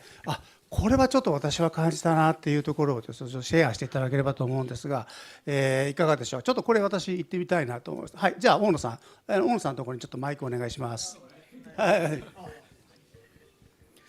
で宇和島から来させていただきました大野と言います。はい、清家正樹さんと同じ19回生なんですけど、はい、派兵のそうですね、一緒に行きました。はい、はい、そうなんです。で今日聞かせていただいて、カルチャー文化耕すんだっていう話をずっと深めていただいてありがたいなと思ったんですけど、多くの方が多分こちらが思ったように思ったのかな。過去農業の農の意味って何だろうなって昔思ったことあるんですよ。で今のように簡単には調べられなかったんですが、今さっき調べたのも一発で出てくるんですけど、脳の語源みたいなやつが調べられたことあります？脳って何だろうっていう、それがまさに耕すって意味なんです。漢字って自体が。脳の上の部分は林の変形で、下はこの貝、大ハマグリ、でっかい貝で畑に作っていく林をっていう意味が脳なんで、まさにそのカルチャーイコール脳なんですけど、それを思い出したんです。聞かせていただいて、そういや昔調べたなっていうやつを。英語も日本語も同じ耕すっていうことが脳であるんだ、文化なんだっていう、同じなんだなと思って、また思い出させていただいてありがたかったかなと思います。はい、ありがとうござ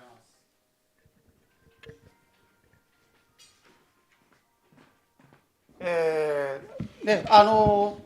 私個人的にですけど英語の方を教えさせてもらってまして、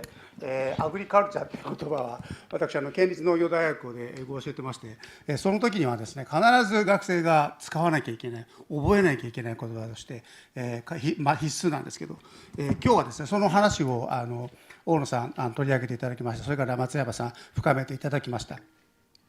で皆さんいろいろ思うところがあるかと思うんですが、まず他にこれはちょっと話してみたいよという方がいらっしゃいましたら、ちょっとご意見聞かせていただきたいと思うんですが、いかがでしょうか。ですか。はい。ちょっと感じたところありましたらどうですか。感じたところというか、はい。ちょっとまだね。はい。じゃあちょっと若いところにできましょうか。はい。じゃあ越智さんですね。ちょっと自己紹介していただいて、自分の感じたところをまずちょっとコメントいただければと思います。8年前ぐらいにオランダでユリ農家に行きました越智と申します。今は愛媛大学の林業科の学生をしています。講演はなんかすごいもう各要所要所わーって思うところがいっぱいあったんですけど、ただちょっとまだ今はっきりその感動を言語化できてないんですが、一つもしなんか言えるかなっていうところでは、最後の方に松山様が向こうから見たらこっちが世界の地になるんだよっていうのは本当になんかというか、海外から帰ってきて8年ぐらい経ちますが、なんかそこの視点は私は持ったことがなくて、でその言葉を聞いてから、そしたら自分にこの言葉を聞いて自分に何を問いかけるかなと思った時に、なんていうか、もし私が受け入れ農家今なるにしてもならないにしても、例えば日本の農業を学んできた一人として外国の方と対峙した時に、なんか自分は何を持ってるだろうみたいな、情報とか経験を何を持ってるかな、何を今出せるかなってこう考えて、やっぱりこう世界の地として自分が対峙するならもっとこう掘り下げていかないといけないなっていう、今やっぱりこう今までの自分の経験の中ではこう広く浅くみたいなところがあったので、もう少し掘り下げて知識としてこう自分の見てきた世界とか学んでることをもう少し自分の中にこうしっかり言語化できるようにこう持っていきたいなっていうのを感じました。はい、ありがとうございます。はい、ありがとうございます。はい、掘り下げるっていうキーワードが出ましたんですけど、今日田村会長の話の中にもありましたですけど、結構やっぱり海外に行ってみて初めて自分の立ち位置とかそういったものは気がつく。それから、松山さんのお話の中にもありました10年、この農業をやってきてで気づいた掘り下げた自分というのを見つけることができたっていう、皆さんのお話を聞いているとですね、農家をやってる方っていうのは僕はすごく植物との対話っていうのをずっと深めてやってる方たちばかりなんですよね。でその中で見るとその農業をやってる方っていうのはすごく哲学者だなっていうのはいつも感じます。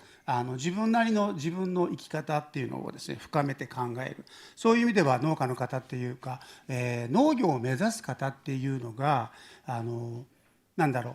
自分の生き方をしっかり生きたいっていうそういう視点があるのかな。そこってこれからのですね、若い人が、地域で農業を続けたいって思った時に結構その部分というのは大事な部分になるのかなってちょっとこう感じております。あとですね、今日は松山さんのお話の中で地域資源ということでですね、今日のシルクのお話をしていただきました。非常にですね希少な農業ということで、個数がですね非常に少なく激減しているということです。皆さんのお手元の資料があるかと思いますが、ちょっと見ていただけますか。ちょっと資料を見せてもらえますか。もう一つですね。こちらですね。はい、ちょっとすみません、ごめんなさい、貸してね。はい、こちらの方ですね、私が思う養蚕と愛媛シルク文化の未来というのが入っておりますが、これ松山さんまとめていただきましてありがとうございます。昭和4年の頃にはですね、統計上のピークで約221万個、これがですね戦後直後には82万個に減りまして、昭和、平成、令和となった現在で、令和7年の段階で113個ということでございます。野村町に至っては、現在は5個ということで、そのうちちょっと私ちょっと希望が見えるなと思ったのはその新規収納3個というのがあるんですが、松山さんこれはどういうことですか。ちょうどその私が始めた10年前に西予市がその消えゆく養蚕業をなんとかしなきゃならないっていうんで、箱を用意して桑畑と養蚕場とを用意して1名募集をしたんですよね。僕それを知らなくってで私が手を挙げる1ヶ月前にその方が採用されたんで、その時に10年前にちょうど僕ともう一方2人入って、でその2人入ったっていうニュースを見て、現在三亀におられる女性の方ですけど1人入られて、その3名がいまだに続けてるんですけど、減られた方はもうご想像通りご高齢の方々が年によって抜けていかれて、かつてもう現在でも新規収納した方が生産数量としては既存の養蚕農家さんよりも多く生産しているという状況で、西予市に限定すれば新しい人たちが今支えているっていう、好ましい状況にはあるということではありますけど、生産数量そのものは以前から比べればもう半分になってしまっているという状況ですね。はい、ありがとうございます。やっぱり技術の継承という視点でいきますと、新しく入った若い方たちへの伝えていく側っていうのもこれまた大変考えなきゃいけないところがたくさんあるということもあると思いますね。やっぱり養蚕っていう非常に現代の中ではですね限られた、生産コストであったりとか、それから、作る製品自体もですね限られてしまっていたりとか、なかなか難しい展開っていうのがあるかと思います。ただここでですねちょっと考えておかなきゃいけないなと思う視点がありまして、どの産業でも、どの農業もそうですけど、生産量が減ったりとか、それから、継承が難しくなっていくとかっていう産業はやはりあるわけなんですよね。で、私たちが今これ見ているこれは松山さんの視点からでもそうなんだと思うんですけど、非常に数が少なくなってきている、その養蚕農家っていうのは実は私たち自身のそれぞれの産業の将来の姿かもしれないんですね。単にだから解雇の話ですよねっていう話ではなくて、どの産業にも共通する後継者がいない、あと、市場が変わった、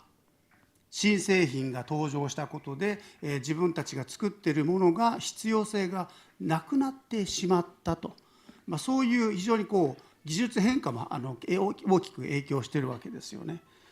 これちょっと私もちょっと勉強不足でちょっと全部は調べてないんですけど、このシルクが、非常に減産、それから農家数が少なくなった原因っていうのが農薬でも有名ですけどデュポン社がですね作りましたナイロン、これが戦後に爆発的に普及しました。でそれまではシルクのニーズというのは非常にあったんですけど、この人工の繊維ができたことによって、衰退して始まっていくということなんですね。ですから技術革新によって、僕たちの生活っていうのは大きく影響を受ける、良くも悪くもですね。その視点をちょっとどっかに頭の方に置いておいていただければと思います。あとですね、今日せっかく松山さんいただいているその資料の中でですね、解決への道というのがございます。持続可能な産業への転換ということで、じゃあ少ない、製品からこれからじゃあどういうふうに大きく作っていけばいいのかなと、そういう、転換が、またこの産業にも来てるんだと思いますが、皆さん今日お伺いした話の中でこういうその希少な産業とかっていうものを続けていくヒントみたいなもの、何か皆さん気がついたこととか何かありましたらちょっと共有していただければと思うんですが、檜垣さんいかがですかね。ちょっと視点で急で申し訳ない、驚かせてしまいました。はい、そうですね、唯一無二なもの、全く同じものではない、オリジナルなものの、代替的なものになればいいのかなと思います。現在に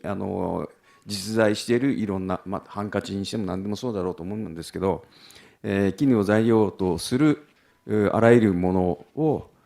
オリジナルなもの、もちろんその松山さんの作られたものがもうすでにそれオリジナルなんですけども、姿形微妙に違う形、手作りなものっていうのは相当の価値があるんじゃないかなと思います。値段がついてないですけども、どれをとってもそうだと思いますので、この物語が一緒に、セットになると、これは国内で需要がもしないとしても、これ海外だと相当のインパクトあるんじゃないかなって思いました。すでにねイギリスの方でなんだっけエリザベス女王も伝っているように、その物語おそらく周知されてないだろうし、そんなことがパッと触れると、もちろん商品足らないと思いますけど、そんなふうにも思います。はい、ありがとうございます。はい、ありがとうございます。やっぱり一つ僕たち今日はですね、国際的な視点っていうのは非常に大事になってくるんですけど、海外にっていう視点はやはりどっか私たちキーワードとして持っておくべきなのかなっていうちょっと感じたところでございます。ここでですね今日皆さんやっぱりいろんな方が集まっていらっしゃいますので、ちょっと感想とかをお聞きしたいなと思ってるんですけど、そしたらすみません、栗林さんちょっと横にマイクを回していただいて、お一人ずつですね、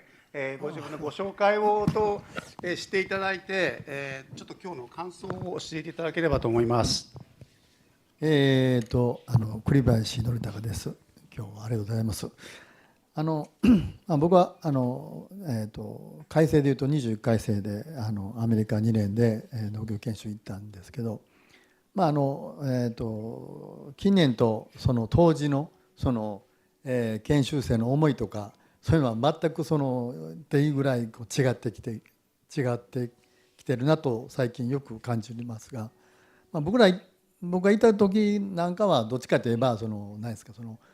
当時オレンジ自由化で、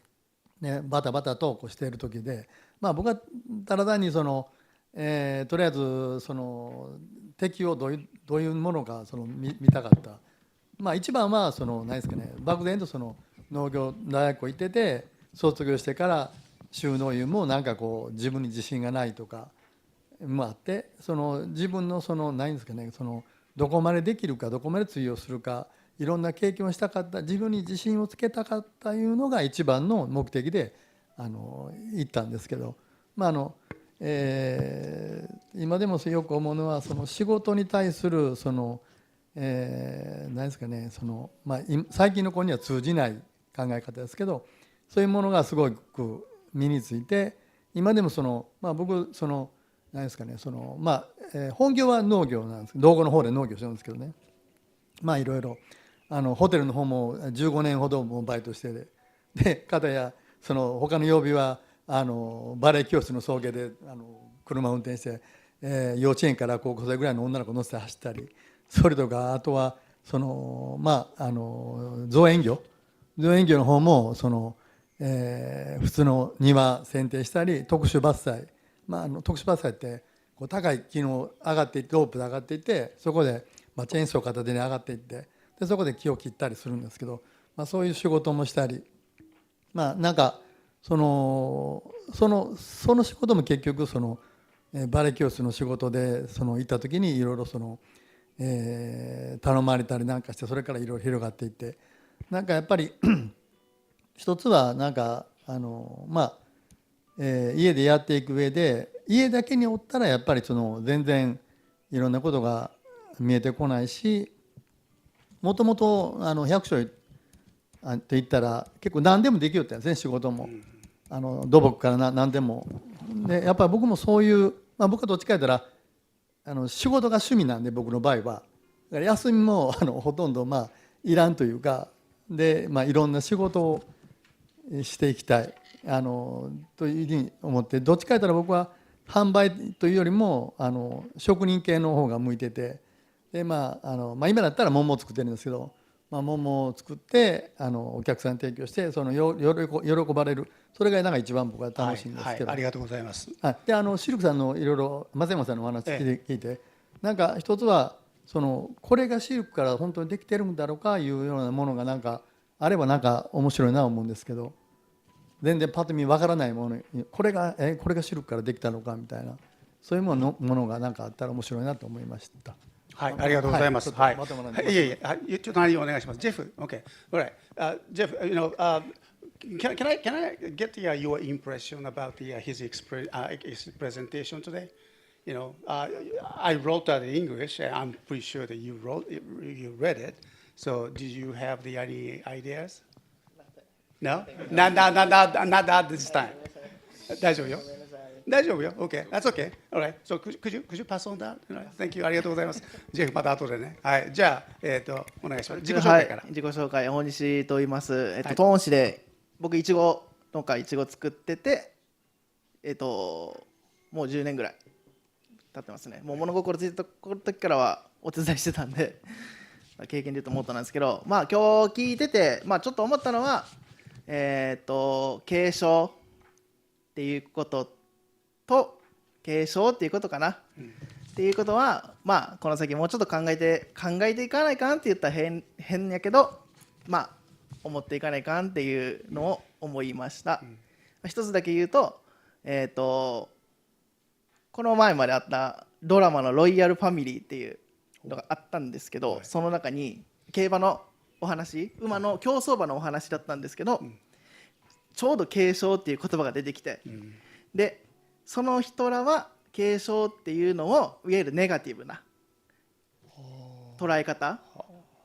負の遺産ですねっていうので捉えてて、ちょっとまあ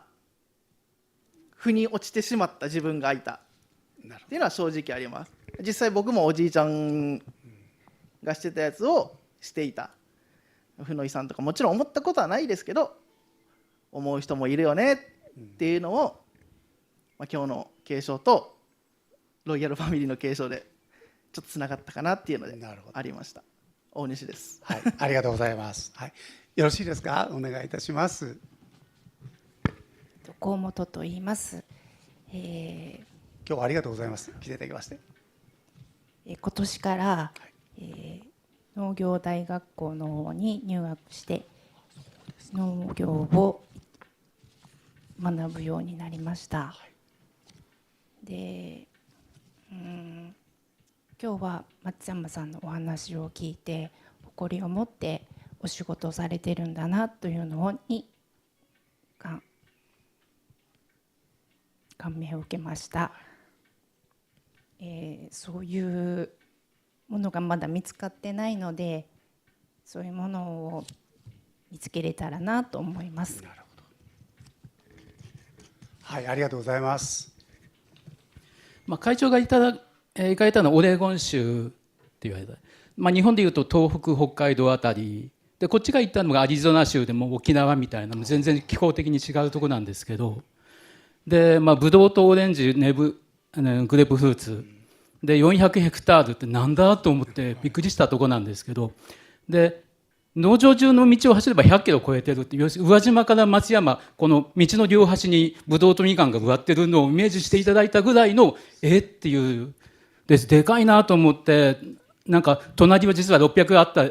こっち400で向こう600かみたいな、そんなところなんですけど、で一番少ない時ブドウで行って、上司2人いて、日本人2人で4人、これ一番少ない時冬場、一番多い時200人で収穫してるっていうやつで、フィリピンの方が200人来るんですよ、バスに乗って。このずっと北に上がっていく、収穫を追いながら北に上がっていくっていう集団の一つでもフィリピンの方いらっしゃって、でその当時は全員に挨拶しようと思ってて、でマガダオマガって通じてないんだ、マガダオマガ、フィリピン語でおはようございますって言って、でスペイン語でなんだっけ、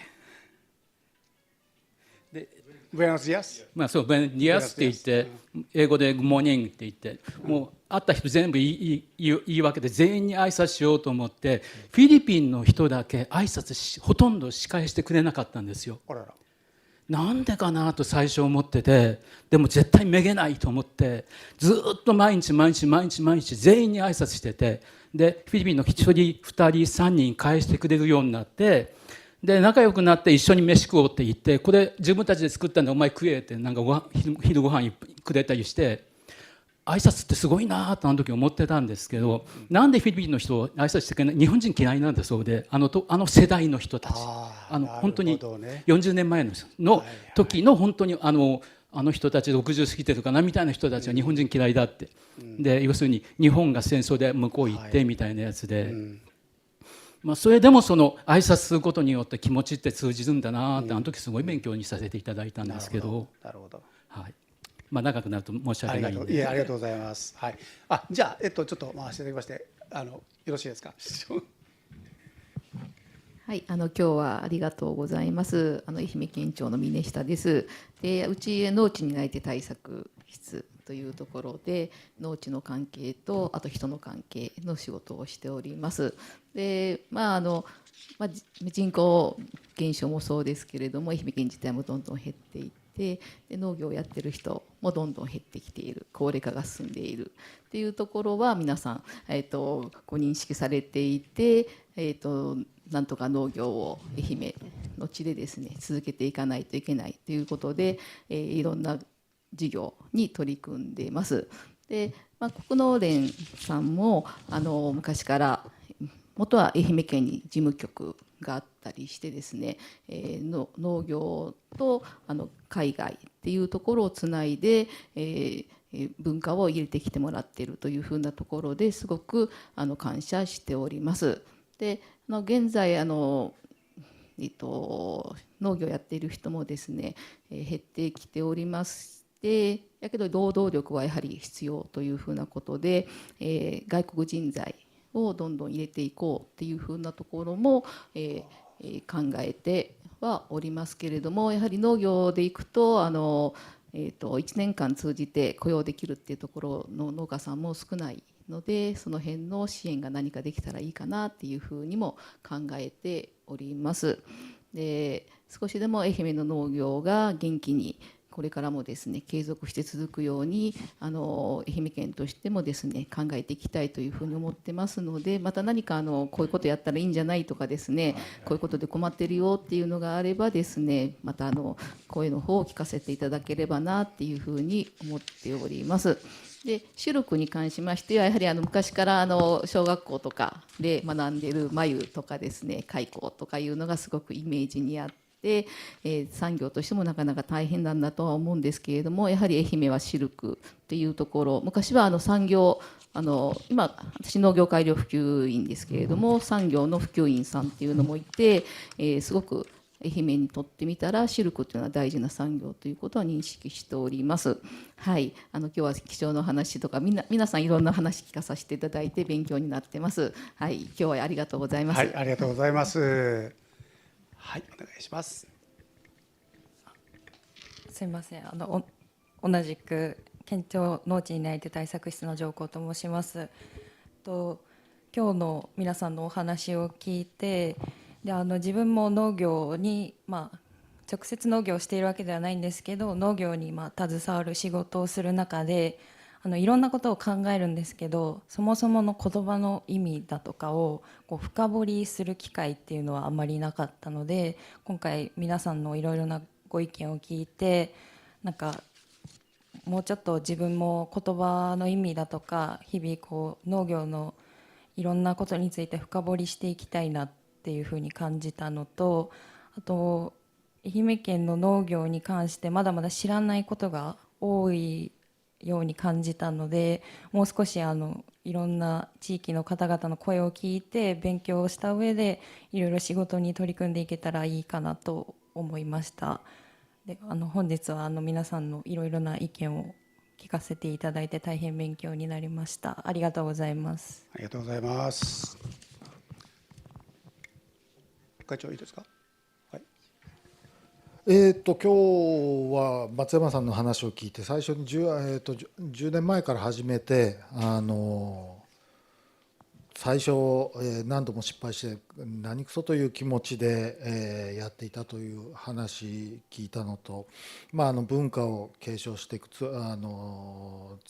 ないでいきたいっていう気持ちを聞いたのとで、やっぱり僕らがやってることと似てる部分があって、僕はお米を作ってますけど、お金にもならんのに田んぼのあぜ草を刈ったりで、水路からちゃんと水が来るように水路の掃除をしたり、お金にならんけどみんなやるんですよ。で、都会から来た人は、松山の方から来た人は熊高原町に来て「わあ自然っていいね」って言うんですよ。これ自然じゃないですね。もう全部農家が作り上げた人工的な自然なんですね。でそこで、なんでそれをねやるかっていうと、やっぱり自分たちがこれからもずっと継続してやっていくための地域を守るためだし、後継者を育成するためでもあるし、いろんな要素が関わって金にもならんことでもやるんですよ。で地域を守るとかそういった話をよくするんですけど、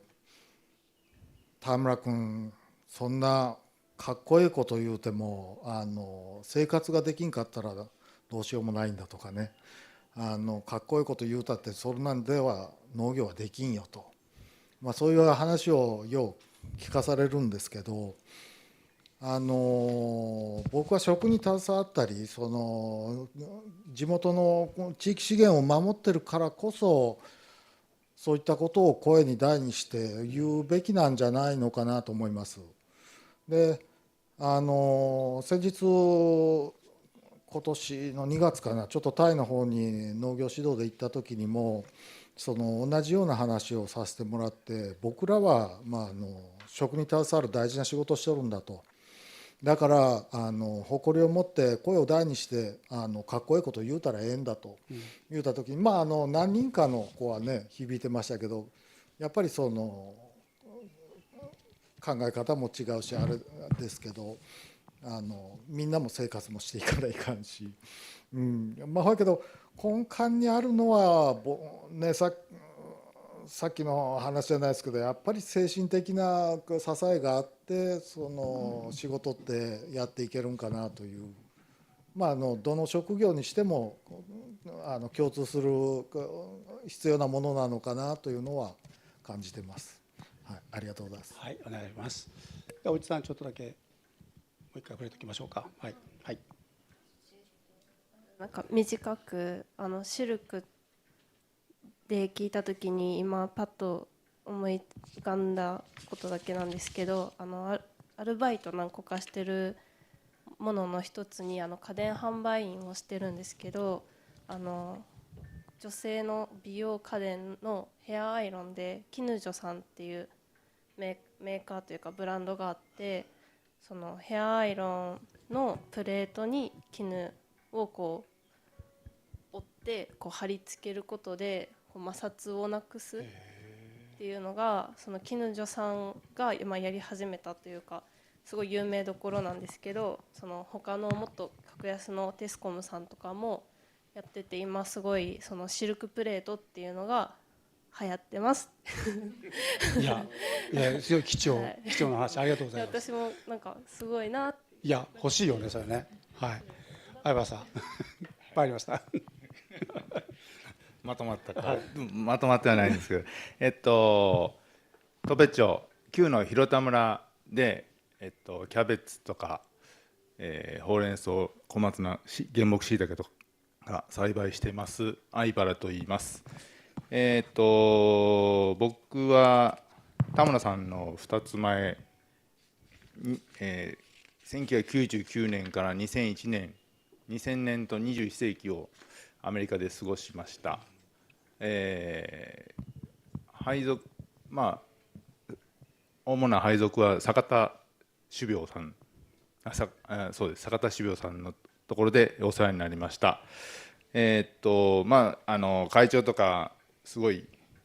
ワイルドな生活をされてましたが僕は本当に会社員みたいな生活はしてましたがその中でいろんな人との交流とかそういうそれでもアメリカに行って皆さんが言われた日本を見て自分の土地を見ることができたっていうのはすごい勉強になりました。で今僕がやってるのは自分が住んでいるもう本当山の中の山間部の土地が放棄地が増えていくのを、家族で食い止めていると。作らなくなったところを、開墾し直してほぼ今だいたい8割ぐらい畑に戻してこれたかなという近所の人とも協力して、やっているところです。父親がここを全部キャベツ畑にするという、そういう夢とか持ってることに賛同して、で私の家の方が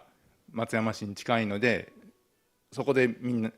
なが作ったキャベツやほうれん草とかは松山の市場に出しています。そこで、経営が成り立つぐらいにはなっていますのでこれをどう継承していくかっていうところも考えたり、息子が2人いますがどちらかに渡した頃には誰がいるのかなと周りに誰もいないのに今僕の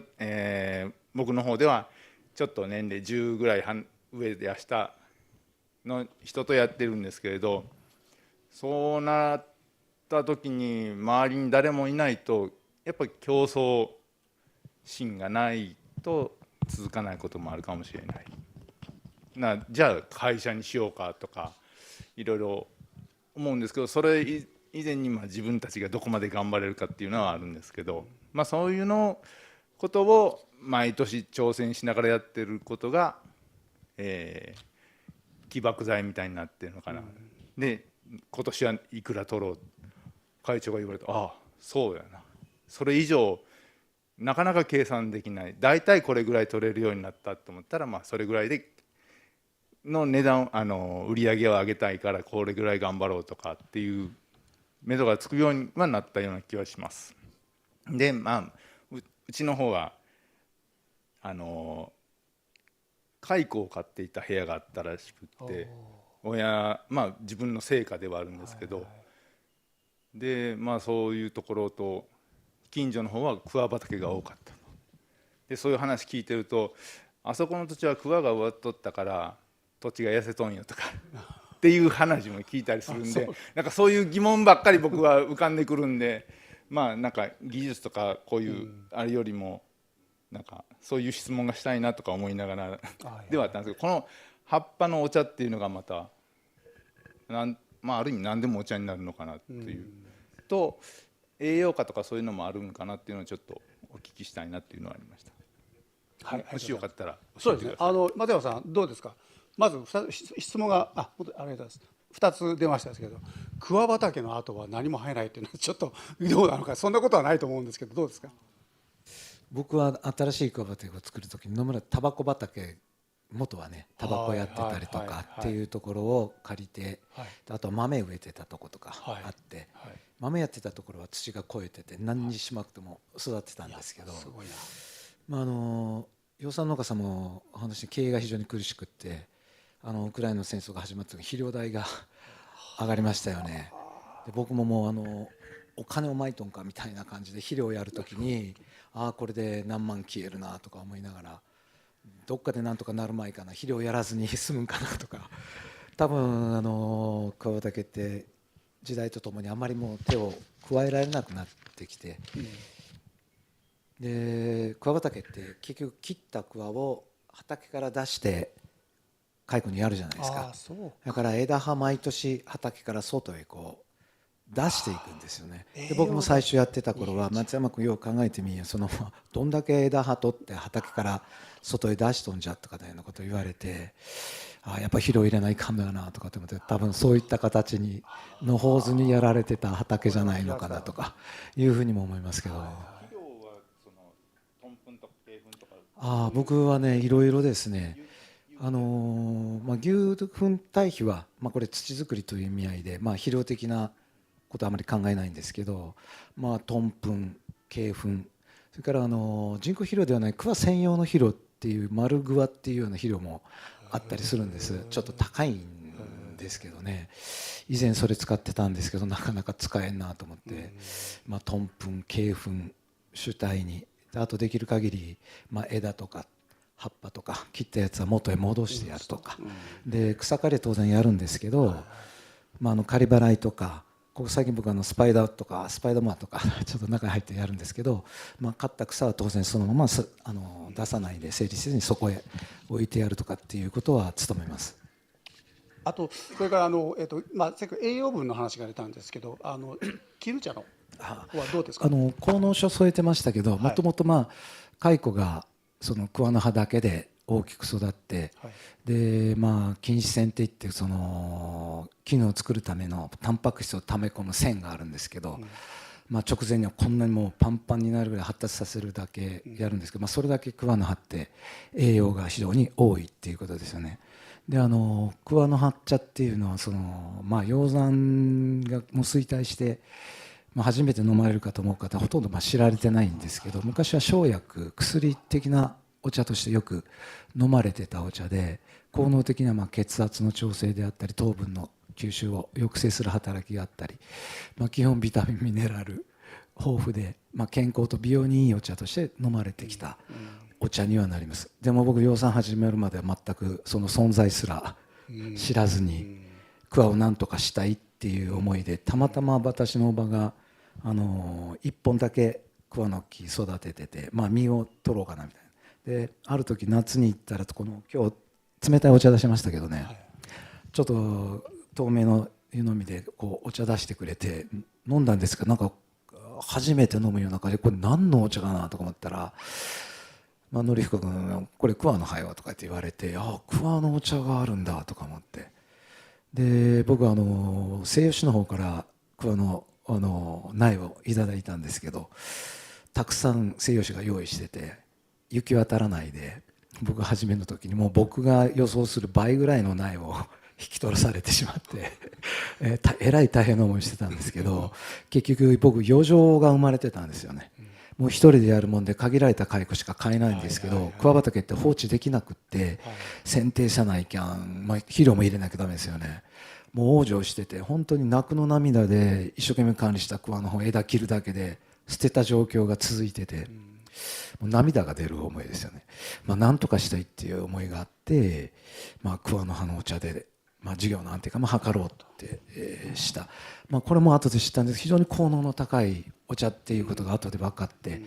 結局桑の恵みでこういうシルクができるんですけど、美しく実をまといますよね。効能の高いお茶で、体の中から美しくなってもらいたいなという感じで、お茶を作ってるっていうことになります。やっぱ今こういうふうにお話を聞いてるとですね、すごくそれぞれの皆さんがお話ししたことにやっぱりちょっと共通している本当に大事なことが入ってるなと思ったんですけど、まず松山さんの今のお話の中でお茶の葉、最初は全然気が付かなかったけど、すごい痛い目を見て、で最後に残ってた1本から飲んだお茶が自分に気づきを与えてくれて、でそこに有り余るほどのお茶っ葉が来て、さあどうしようかって悩んだ末に、もう涙流しながら捨てるわけにもいかないからと、やっぱなんかすごく追い込まれた時にふとよりすがったところに何かヒントを見出すっていうところは、僕はすごく物語としてもすごい面白いなと思うし、商品開発って多分そういうところに共通しているのかなとちょっと思いましたですね。今日先ほど大西さんの方がですね、負の遺産の話もちょっと出ましたですけど、やっぱり継承っていう言葉を聞くと、それは確かに負の遺産に聞こえてしまうんですよね。でも今日松山さんのお話の中にあった縦糸であったり横糸の話、ただ縦糸をずっと続けていくとすれば、それは本当に負の遺産になってしまうかもしれない。でもそこに横糸を絡めていくことで、織り込むことで、新しい価値観、輝き、肌触りの素晴らしい生地ができるっていう、そういう感覚っていうのはちょっと大事にしておきたいな。やっぱり辛いな思いをしながらも一本横糸が入ったことで気づきが与えられるっていうのは、これから私たちがいろいろなそれぞれの分野でですね、勉強したり取り組んでいることでちょっとやっぱりヒントがある。一人で追求することも大事だけど、でも横糸をやっぱり入れていく作業、これはすごくこの競争というここのテーマにですね、非常にふさわしいのかなとちょっと思いました。また相原さんが先ほどお話しましたけど、自分たちが継承していきたいなと思っていることを、さあじゃあどういうふうにしたらいいのかと、これなんかもですね、仕組み作りという意味ではですね、これ松山さんが取り組んでいる次世代への継承を見据える仕組み化と持続可能性というところをですね、やっぱ共通しているなと思いました。新しい事業形態を考える必要があるのか、どういう形がいいのか、やっぱりかなり辛い思いをしながらもですね、そこにこの光を見出す努力というのは大事になってくるだろうと。大変私今のお話を聞かせていただきまして、ちょうど思いました。でちょっと時間の関係でですね、ちょっとここでちょっと方向を転換させていただきたいんですけど、今日キーワードの中にですね、その海外っていうことをね、やっぱり織り込みしていきたいなと思っております。でこれは以前松山さんともちょっとお話の中で出てきてて、やっぱりすごいいい商品がある、素晴らしいその製品っていうか素材があると、でストーリーもある。エリザベス女王の戴冠式のドレスに使われましたよ、ね、天皇陛下のところに使われる記事に使われます。そういったものっていうのは非常にこの胸を張ることですし、実はこういうふうにその胸を張ることのできる地域のもの、地域の宝ですよね。こういったものは実はですね、海外でも非常に評価されるんですよ。でここの部分をやはりちゃんとこう発信していくこと、つないでいくこと、これがねやっぱ一つ課題になってくるんじゃないかなと思っておりますね。でそういう意味ではですね、ちょっと私の、全く個人的な考えではあるんですけど、このこの愛媛県の国際農業者交流協議会もありしかり、それから全国組織に国際農友会というのがあるんですけど、その会長も檜垣さんが今日来てらっしゃいますが、やっぱり地域の宝っていうものをいかに海外につないでいくのかっていう、そのチャンネルっていうのは実は私自身がすでに持っているのかもしれませんね。そして私たちが一緒に仕事っていうかね、協力をしながら JAC で東京でね頑張っている協会の皆さんがいらっしゃる、このプログラムの運営をされてるんですけど、彼らにはですねいろんな大使館とのつながりが強いんですよ。で先日もフィリピンの大使館からの農務官の方が来られて、私と会長でちょっとご案内させていただいたんですけど、やっぱりそういうつながりっていうのとその地域の宝というのをこう出会わせてあげることができるかどうか、これがね非常に大事になってくるんじゃないかなとちょっと思いました。で最後にですね、ちょっとその海外とつなぐ可能性についてですね、ちょっと私今回のフォーラムでですね、AI と結構鍛えてきましてですね、彼にちょっとお話を聞かせていただきたいなと思いますね。聞こえるかな？そうですね。よく聞こえていますよ。はい。どんな点を中心にお話を伺いたいですか？例えば、どの時代の話とか具体的なエピソードなのか、ざっくりでいいので方向性を教えてもらえれば、それに合わせて丁寧に組み立てます。じゃあね、今日はね、この国際フォーラムっていうことで、このみんなね、集まって、地域資源、国際経験、競争との関係っていうについて話し合いをしてきたのね。その中で、そのシルク、ね、特に野村町、西予市のですね、野村町にあるシルクの可能性っていうのをこう、ね、どういうふうに仕組み作りして、継承していけばいいのかっていうことで、みんなで話をね、していきました。で、その海外、それはとても、海外にね、向けて、そのなんかこう情報発信をしていきたいんだけど、海外で、例えば他の国でさ、その継承が難しかったりとか、衰退しがちな産業っていうのがどういう生き残りをしているのか、なんかこうヒントになるものないかな？ちょっと調べてみるね。その切り口は野村町のシルクだけでなく、いろんな伝統産業にも当てはまる話だよ。海内の事例をざっと見ると共通点がいくつかあるんだ。例えばイタリアのトスカーナ地方では伝統的な革製品や織物を誰がどんな歴史とともに作っているのかという物語ごとを価値にして発信している。つまり物だけじゃなく文化そのものを届けるという考え方だね。フランスではワインやチーズだけでなく地方の工芸も観光と結びつけて、その土地に行くと体験できる買えるという流れを作っている。つまり産業と地域をセットでブランドにしているんだ。スコットランドのツイード産業も一度は衰退しかけたけど、伝統を守るだけじゃなくて現代のデザイナーや海外ブランドと協業して今使いたくなる素材として再定義したんだよ。でこれらに共通しているのは安く大量生産する方向ではなくて、その土地ならではの物語や価値を言語化して外祖に開いていること。つまり地域資源と国際経験が出会うことで新しい価値が生まれるという流れだよね。だから野村町のシルクも単なる産業ではなくて文化、教育、観光、ファッションをつなぐ新たな文脈をこれから作っていける余地があると思うよ。はい、ありがとう。どういたしまして。今の方向でもう少し野村町に寄せた形で整理し直そうか？それともここで一度区切る？はい、今日はでもどうもありがとうね。ここで一度区切りますね。Thank you very much。はい、ということですね。はい。やっぱりね、本当にこういう AI っていうものが登場して、いろんなその情報っていうものが指先だけじゃなくって、もうパッと手に入るっていうことの時代になりましたよね。でやっぱりでもどこの国の中でもどの産業でもやはり衰退して入れ替わって、生き残ろうとしている、どこでも競争は起こっているわけですよね。その中のやっぱり僕たちはその一場面に立っているんだと思います。やっぱりこれを機会にですね、私たちがそれぞれの文化をどういうふうに紡いでいくか、一人一人が考えていく時になればいいなと思いますね。はい、ちょっとね時間の方の関係でもこの辺りでちょっと終わらなきゃいけないんですけど、最後にですね、会長がおっしゃってました「かっこええ」っていう言葉が僕は非常に今日はキーワードになったかなとちょっと思ってます。何がかっこええのか、これは僕たちがずっと考えなきゃいけないことだと思います。物を持っていることがかっこいいわけではないと思います。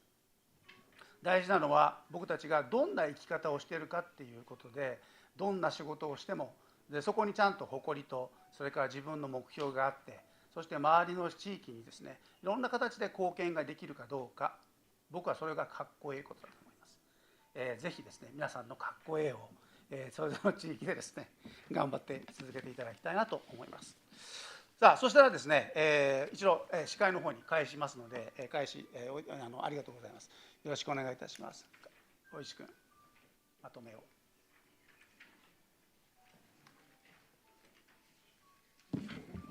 ここで我慢よ。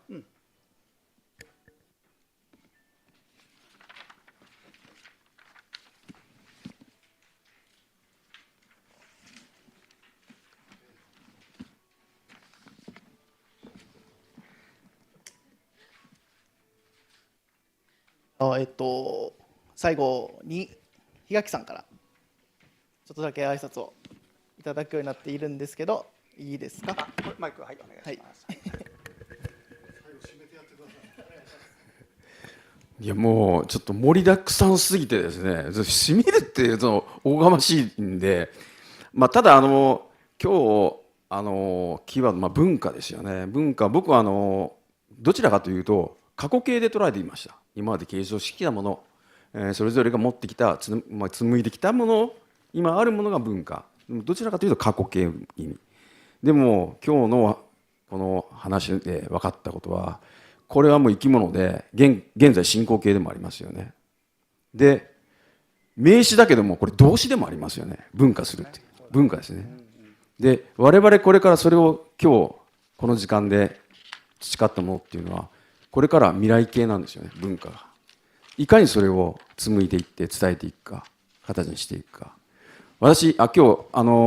田村会長、ヨーロッパはスイスだけって言いましたけど、実はスイスとデンマークがあります。で私デンマークに1年少し行ってたもので、海外から帰ってきた時に、私自身も未熟だった若い頃だから、周りと比べて自分を自己評価してました。でも帰国して自分の足元を深く掘り下げることに物差しを手に入れました。それはその文化に触れて、で日本に帰ってきて、そこから僕がスタートした、紡いできたっていうか、文化も手に入れて、これから自分が文化を作ってきた。でもそれはあくまでも自分だけのことでした。で今日皆さんもおそらく考えたと思いますけど、自分がどう生きていくか、本当にそういうことだなと思いました。それぞれ生き方が多分あるんだろうと思いますけど、この文化と今日のこのテーマそぐって、これから我々も海外農業研修の中で培ったものは次の世代にもつなげていかなきゃいけない。まさしくその今文化している、それをこれからも海外農業研修も文化の一つだっていうふうに思いましたし、しっかりとそれをつなげていきたいなと、本当にそういうふうに思います。これからも私ももう子育て終わって、もう言ったら人生のこれからの時間っていうのは可処分所得みたいなもので、もうしっかり楽しくその価値を言ったらですね、本当生き生きと過ごしたいなと思ってますので、非常にいい今日はディスカッションというかテーマで勉強させていただいたと思います。山添さん本当にありがとうございました。ありがとうございました。簡単ですけどこんな形で締めさせていただきます。檜垣さんありがとうございます。皆さん今日長い時間お疲れ様でした。椅子とかは僕たちと並べる順番がちょっとあるみたいなんで、そのままで大丈夫なので、忘れ物だけないように、あと上上がる人は、そうですね、4時半から一応予約は取ってて、名札でそうピッてやるようにはなってるんで、また分かる人と一緒についていってもらったらなって思います。ぜひちょっと初めてからの人もいると思うので、使ってみて感動を覚えてもらったら。4時半なんで、はい、片付けとかちょっと整理整頓だけするので、もうそのままで大丈夫なので、はい、なのでありがとうございます。ありがとう、まずありがとうございました。おお、大丈夫。そしたら可能であれば皆さんでちょっと集まって写真を撮らせていただけましたら、はい、これ公開する写真ですけどね、ちょっと私はいいっていう方はちょっとすみません、外してまして、こちらの画面の前でですね、ちょっと皆さんで1枚撮らせてください。そうですね。かっこいい写真を撮らない。そうですよ。そうですよ。これが食いつくやつかかっこいい。考え方がかっこいい。金にならない仕事だいぶあります。自分のためですから。草刈りは自分のため。自己満足。はい。皆さんこの舞台の前に集まっていただきまして、写真ですか下ですか？下の方がいいかな。これちょっとみんな見えてますんでね。じゃあちょっと構わないから皆さん一緒に写真撮りましょう。皆さんもうどうぞどうぞ。もしよかったら大丈夫ですよ。大丈夫です。今日どうもありがとうございます。